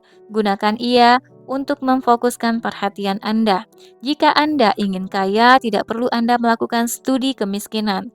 Apa yang Anda inginkan tak akan terwujud dengan memikirkan segala yang berlawanan. Sehat tidak akan Anda dapatkan dengan terus-menerus memikirkan penyakit. Kebenaran tak terjangkau dengan selalu merenung dan memikirkan dosa. Dan tak seorang pun akan menjadi kaya dengan cara menekuni dan memikirkan kemiskinan. Kedokteran sebagai ilmu tentang penyakit telah meningkatkan penyakit. Agama sebagai ilmu yang mendalami dosa telah meningkatkan dosa. Dan ekonomi sebagai ilmu yang mempelajari kemiskinan akan membuat dunia terus terperosok ke dalam kondisi miskin dan menyedihkan. Jangan bicara tentang kemiskinan, jangan menelitinya atau menekuninya. Jangan pikirkan apa penyebab kemiskinan. Tak ada yang bisa Anda lakukan dengannya. Pikirkan saja cara penyembuhannya. Jangan boroskan waktu dengan tindakan amal atau gerakan amal. Semua tindakan amal cenderung mengekalkan situasi buruk yang sebenarnya ingin mereka hapus. Saya tidak meminta Anda menjadi kejam atau tanpa perasaan dan enggan mendengar tangisan orang melarat. Anda tidak bisa mengatasi masalah kemiskinan dengan cara-cara lama. Tinggalkan kemiskinan, tinggalkan semua hal yang berkaitan dengan kemiskinan dan jadilah kaya. Menjadi kaya adalah cara terbaik untuk membantu orang miskin. Dan Anda tidak bisa mempertahankan gambar mental yang akan membuat Anda kaya jika Anda memenuhi pikiran Anda dengan gambar-gambar kemelaratan. Jangan baca buku atau tulisan-tulisan yang menceritakan kondisi kemelaratan dan lingkungan kumuh atau penderitaan buruh anak-anak dan sebagainya. Jangan baca apapun yang menjejali pikiran Anda dengan gambar-gambar muram tentang mereka yang kekurangan atau kelaparan. Anda tak bisa sedikit pun menolong orang miskin dengan cara mengetahui kondisi-kondisi ini. Tersebarnya kabar tentang semua itu sama sekali tidak menyingkirkan kemiskinan. Cara yang berhasil untuk menyingkirkan kemiskinan adalah dengan menyingkirkan gambar-gambar tentang kemiskinan itu dari benak Anda. Berilah gambar tentang kekayaan pada orang-orang miskin. Anda tidak menelantarkan orang-orang miskin jika Anda menyingkirkan gambar-gambar kemiskinan itu dari benak Anda. Kemiskinan bisa disingkirkan bukan dengan meningkatkan jumlah orang kaya yang memikirkan kemiskinan, melainkan dengan meningkatkan jumlah orang miskin yang yakin bahwa mereka berhak menjadi kaya. Orang kaya tidak memerlukan tindakan amal, mereka memerlukan inspirasi. Tindakan amal hanya memberi mereka sepotong roti agar mereka bisa bertahan hidup dalam kemiskinan, atau memberi mereka hiburan yang membuat mereka melupakan kemiskinan mereka barang 1-2 jam. Inspirasi akan membuat mereka bangkit dari penderitaan. Jika Anda ingin membantu orang miskin, tunjukkan kepada mereka bahwa mereka bisa menjadi kaya. Buktikan itu dengan membuat diri Anda sendiri kaya. Satu-satunya cara menghapuskan kemiskinan dari muka bumi adalah dengan terus-menerus meningkatkan jumlah orang yang mengamalkan instruksi-instruksi buku ini. Orang harus diberitahu cara menjadi kaya melalui penciptaan, bukan persaingan. Setiap orang yang menjadi kaya melalui persaingan akan merubuhkan anak tangga yang mereka tapaki dan membuat orang lain tersungkur. Namun, setiap orang yang menjadi kaya melalui penciptaan membuka jalan bagi ribuan orang untuk mengikutinya dan mengilhami mereka untuk melakukan hal yang serupa. Anda tidak berhak memamerkan, Anda tidak sedang memamerkan kekejaman atau watak-watak anda tidak sedang memamerkan kekejaman atau watak tak berperasaan ketika Anda menolak terharu pada kemiskinan atau enggan melihatnya. Anda tidak mau membacanya atau emoh memikirkan atau membicarakannya. Gunakan kekerasan hati Anda untuk menghindarkan pikiran Anda dari soal-soal kemiskinan dan fokuskan ia pada gambar mental tentang apa saja yang Anda inginkan. Landasi dengan keyakinan dan keteguhan hati. Next, bab 10. Lebih jauh tentang kehendak.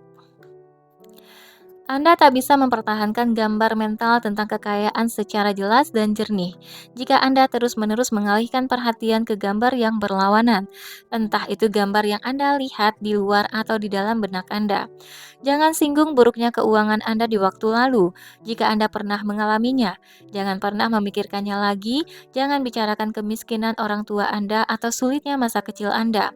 Hal demikian itu secara mental menempatkan Anda sekarang juga pada keadaan miskin, dan itu sudah pasti akan menghentikan gerak segala sesuatu yang sedang menuju Anda. Taruh kemiskinan dan semua hal yang berkaitan dengannya di belakang punggung Anda. Anda telah menerima teori tentang semesta yang terus memperbaiki diri. Letakkan semua harapan Anda untuk bahagia padanya. Maka apa yang akan Anda dapatkan dengan memberi ruang pada teori yang bertentangan? Jangan baca buku-buku yang memberitahu Anda bahwa dunia akan kiamat. Jangan baca tulisan para penulis jelek dan filsuf pesimistik yang mengatakan bahwa dunia sedang bergerak ke arah setan. Dunia tidak menuju setan, ia menuju Tuhan. Dunia sedang menuju kebaikan. Benar, mungkin ada banyak hal yang tak bisa Anda sepakati, tetapi apa gunanya berkutat dengan itu jika mereka akan hilang dengan sendirinya? Apa gunanya jika itu hanya akan memperlambat kemusnahan mereka dan justru membuat mereka terus ada bersama kita? Mengapa memberi waktu dan perhatian pada hal-hal yang akan dimusnahkan oleh hukum perubahan? Jika sesungguhnya Anda bisa memuluskan kemusnahan mereka dengan mempercepat berlangsungnya perubahan itu sejauh yang Anda mampu lakukan? Tak peduli seburuk apapun tampaknya kondisi di negara, wilayah, atau tempat tertentu, Anda membuang waktu dan menghancurkan kesempatan Anda sendiri jika memikirkan hal-hal itu. Anda seharusnya meningkatkan gairah diri sendiri untuk menjadi kaya. Ketimbang memikirkan kemiskinan, pikirkan saja dunia yang kaya. Dan ingat, yang bisa Anda lakukan agar dunia menjadi semakin kaya adalah menjadikan diri Anda sendiri kaya melalui metode penciptaan, bukan persaingan. Fokuslah hanya pada kekayaan, abaikan kemiskinan. Kapanpun Anda memikirkan atau bercakap-cakap dengan pada orang miskin, perlakukan mereka sebagai orang yang sedang berproses menuju kaya, sebagai orang yang harus diberi ucapan selamat ketimbang dikasihani.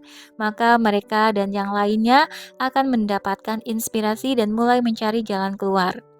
Karena saya menyarankan Anda menunjukkan seluruh waktu dan pikiran hanya pada kekayaan, tidak berarti Anda menjadi kasar dan jahat. Menjadi kaya adalah niat yang sangat mulia yang boleh Anda miliki, karena ia mencakup segala macam hal dalam kehidupan Anda. Pada tataran persaingan, menjadi kaya merupakan pertarungan antar manusia yang meninggalkan nilai-nilai ketuhanan. Namun ketika Anda mewujudkannya dengan pikiran kreatif, semua berubah. Semuanya berubah. Semua potensi keagungan dan keterbukaan jiwa, pelayanan dan ikhtiar tertinggi datang bersama kekayaan. Semuanya mungkin dilakukan dengan persediaan segala sarana. Semuanya mungkin dilakukan dengan ketersediaan segala sarana.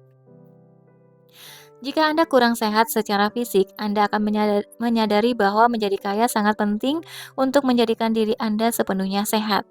Hanya mereka yang terbebas dari kesulitan finansial dan yang memiliki sarana-sarana untuk menikmati hidup dan menjalani kehidupan sehat bisa mempertahankan kesehatannya. Kondisi moral dan spiritual tertinggi hanya mungkin dicapai oleh orang yang terbebas dari kerasnya persaingan hidup, dan hanya mereka yang menjadi kaya melalui pemikiran kreatif sajalah yang bisa membebaskan diri dari situasi persaingan.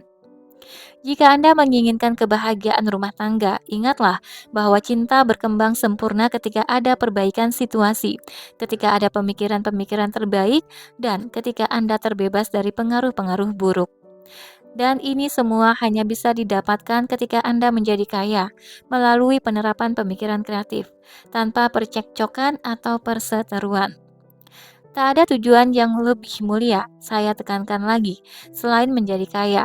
Anda harus memusatkan perhatian pada gambar mental tentang kekayaan dan menyingkirkan semua hal yang akan memperkeruh atau mengaburkan gambar mental Anda.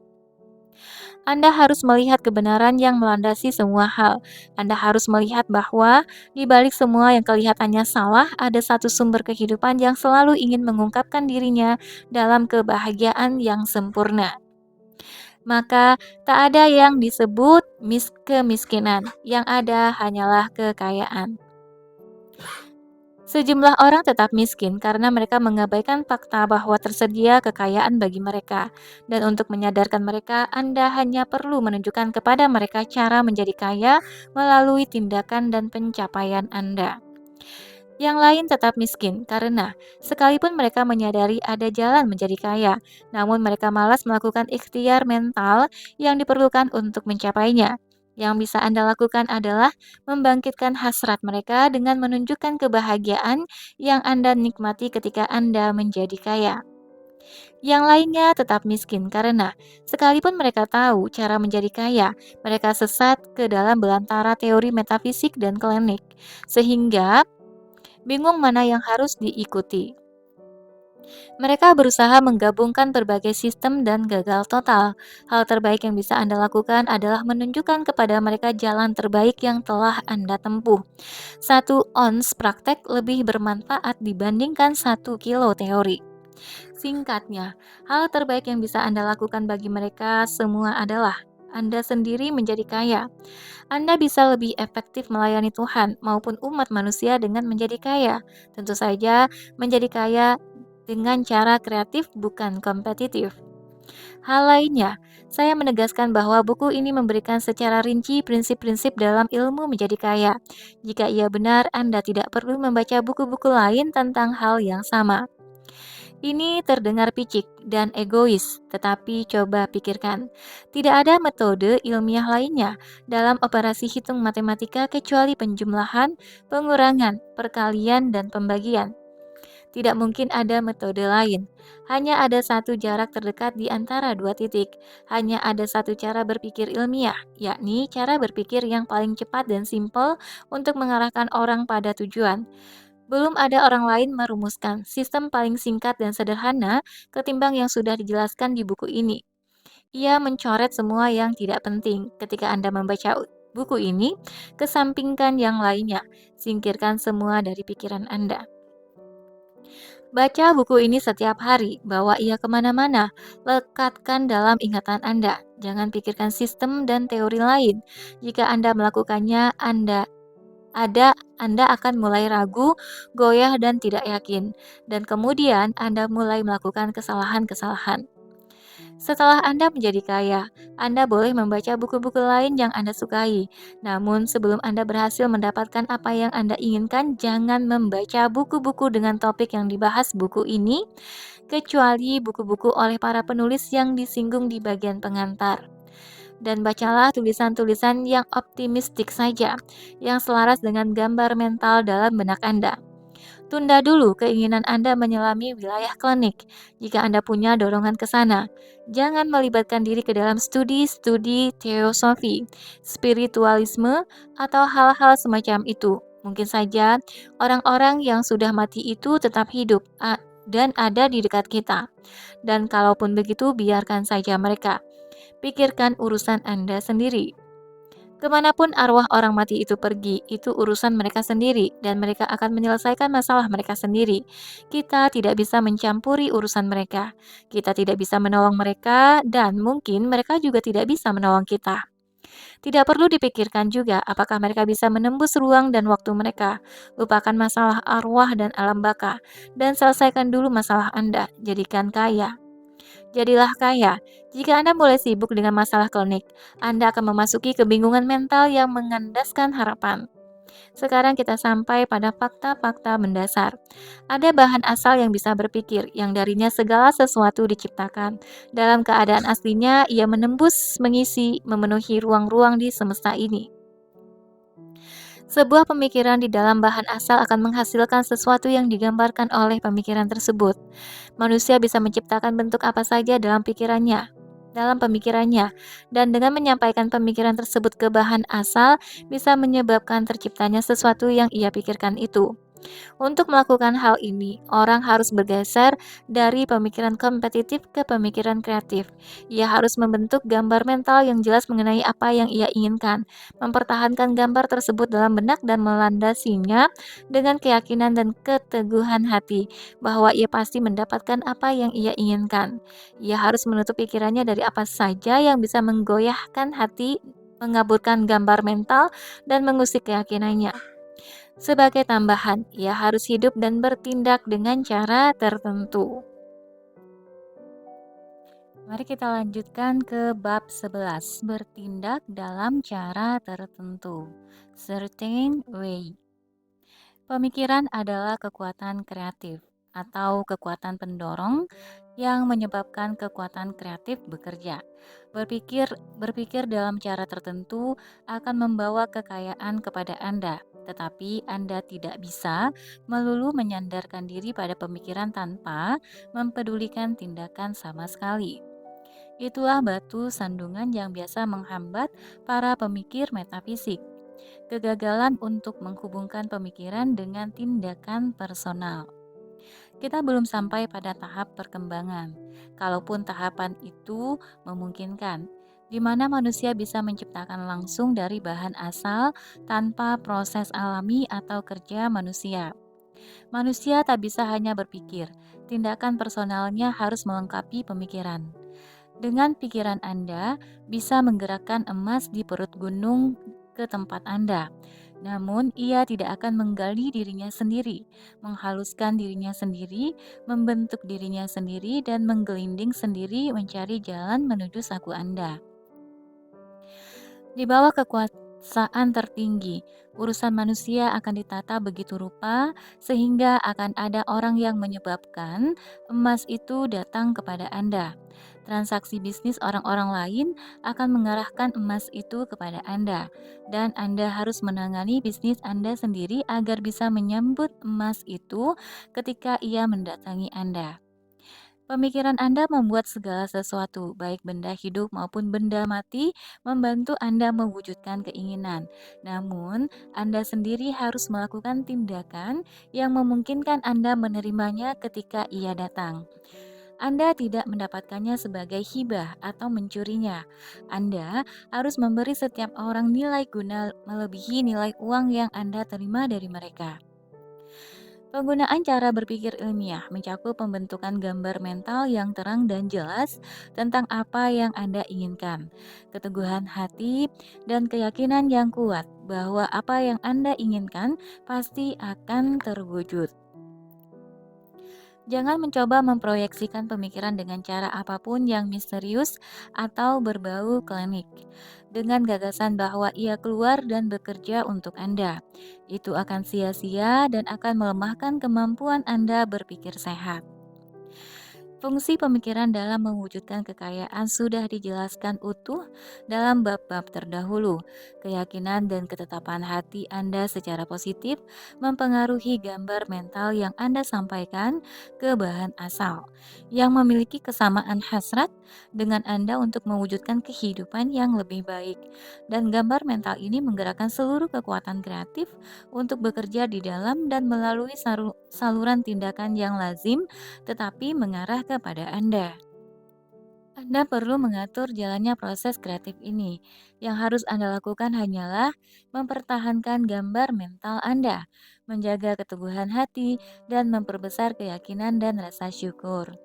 Namun, Anda harus bertindak dalam cara tertentu, sehingga situasi Anda memadai ketika apa yang Anda inginkan itu datang, sehingga Anda bisa menyambut sesuatu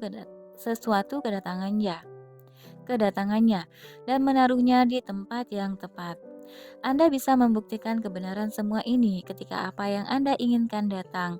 Ia akan datang melalui orang lain yang meminta pertukaran setara dengan apa yang diberikannya kepada Anda. Dan Anda hanya bisa mendapatkan apa yang Anda inginkan dengan memberi orang lain apa yang ia inginkan. Dompet Anda tidak akan berubah menjadi dompet keberuntungan yang selalu penuh uang tanpa upaya apapun dari Anda. Ini sangat penting. Dalam ilmu menjadi kaya, pemikiran dan tindakan harus dipertemukan. Ada banyak orang yang sadar atau tidak melakukan tindakan memperkuat dan memperteguh hasratnya, namun tetap saja miskin karena mereka tidak siap menerima ketika apa yang mereka inginkan itu datang. Melalui pemikiran, apa yang Anda inginkan bergerak mendatangi Anda, dan Anda menerimanya melalui tindakan. Apapun yang harus Anda lakukan, lakukan sekarang. Anda tidak hidup di masa lalu, dan penting bagi Anda untuk membersihkan pikiran dari masa lalu agar gambar mental Anda menjadi jernih. Anda tidak hidup di waktu nanti, karena waktu nanti belum terjadi. Tidak perlu mengatakan bahwa nanti, kalau situasinya sudah tepat, saya akan melakukan hal itu. Jangan menunda urusan dan menunggu sampai Anda mendapatkan pekerjaan yang tepat atau lingkungan yang tepat, atau menunggu situasi membaik. Dan jangan buang waktu untuk memikirkan bagaimana nanti menghadapi situasi darurat. Yakinlah pada kecakapan Anda untuk menghadapi situasi darurat sekiranya ia tiba. Jika Anda melakukan tindakan hari ini dengan pikiran yang cemas pada masa datang, tindakan Anda akan terpisah dari pikiran dan tidak akan efektif. Pusatkan pikiran Anda pada tindakan sekarang ini. Jangan cuma melakukan penggambaran kreatif dan kemudian duduk-duduk menunggu. Anda tidak akan mendapatkan apa-apa. Berbuatlah sekarang. Tidak ada waktu yang tepat kecuali sekarang dan tak akan pernah ada waktu yang lebih tepat dibandingkan sekarang. Jika Anda berniat mempersiapkan diri untuk melakukan penerimaan terhadap apa yang Anda inginkan, mulailah sekarang.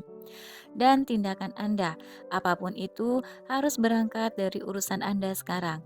Mulailah dengan orang-orang dan hal-hal yang ada di lingkungan Anda sekarang.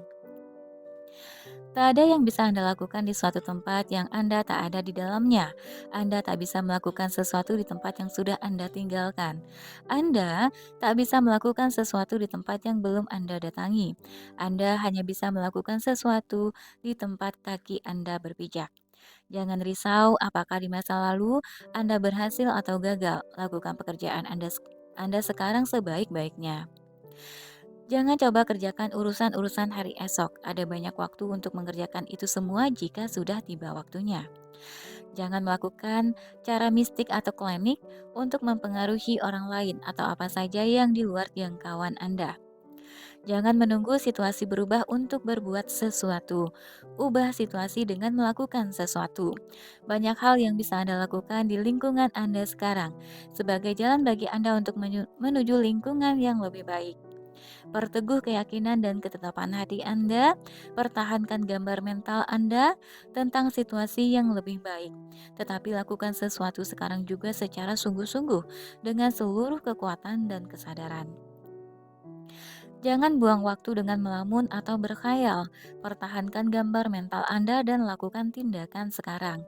Jangan cari-cari hal baru untuk dilakukan atau aksi-aksi aneh dan ganjil untuk memulai proses Anda menjadi kaya. Sangat mungkin apa-apa yang Anda lakukan atau yang akan Anda lakukan adalah sesuatu yang sebelumnya sudah pernah Anda lakukan. Tetapi sekarang Anda melakukannya dengan cara tertentu yang pasti akan membuat Anda kaya. Jika Anda bekerja di tempat yang Anda pikir tidak tepat, jangan tunggu sampai Anda mendapatkan tempat kerja yang tepat untuk melakukan tindakan dengan cara tertentu. Jangan melempem atau duduk malas karena Anda berada di tempat yang salah. Tidak ada orang yang sebegitu salah tempat sehingga tidak bisa menemukan tempat yang tepat. Tidak tak ada satu orang pun yang sedemikian salah tempat kerja sehingga tidak mungkin menemukan pekerjaan yang tepat. Pertahankan gambar mental tentang Anda di dalam bisnis yang tepat. Teguhkan hati dan keyakinan Anda bahwa Anda akan mendapatkannya. Namun lakukan sebaik-baiknya urusan Anda sekarang. Manfaatkan pekerjaan Anda sekarang sebagai jalan untuk mendapatkan yang lebih baik. Gambar mental tentang Anda dalam pekerjaan yang lebih baik. Jika dilandasi dengan ketetapan hati dan keyakinan yang teguh, akan menyebabkan daya kreatif tertinggi menggerakkan pekerjaan yang tepat itu ke arah Anda dan tindakan Anda. Jika dilakukan dengan cara tertentu akan menyebabkan Anda bergerak mendatangi pekerjaan itu. Jika Anda seorang karyawan atau orang gajian dan merasa bahwa Anda harus pindah tempat kerja demi meraih yang Anda inginkan, jangan memproyeksikan pemikiran Anda ke udara kosong dan menyandarkan diri padanya untuk mendapatkan pekerjaan lain. Itu mungkin akan gagal. Pertahankan kuat-kuat gambar mental tentang Anda menangani pekerjaan yang Anda inginkan dengan keyakinan dan hati yang teguh. Tangani pekerjaan Anda sekarang sebaik-baiknya. Anda pasti akan mendapatkan pekerjaan yang Anda inginkan. Gambar mental dan keyakinan Anda akan membuat daya kreatif bekerja menggerakkan pekerjaan itu ke arah Anda, dan tindakan Anda akan menyebabkan kekuatan-kekuatan di sekitar Anda bekerja untuk mengarahkan Anda menuju pekerjaan yang Anda inginkan. Bab ini akan ditutup dengan menambahkan satu pernyataan lagi pada poin-poin ringkasan yang sudah kita miliki. Ada bahan asal yang bisa berpikir, yang darinya segala sesuatu diciptakan dengan keadaan aslinya, ia menembus, mengisi, dan memenuhi ruang-ruang di semesta ini. Sebuah pemikiran di dalam bahan asal akan menghasilkan sesuatu yang digambarkan oleh pemikiran tersebut. Manusia bisa menciptakan bentuk apa saja dalam pemikirannya, dan dengan menyampaikan pemikiran tersebut ke bahan asal bisa menyebabkan terciptanya sesuatu yang ia pikirkan itu. Untuk melakukan hal ini, orang harus bergeser dari pemikiran kompetitif ke pemikiran kreatif.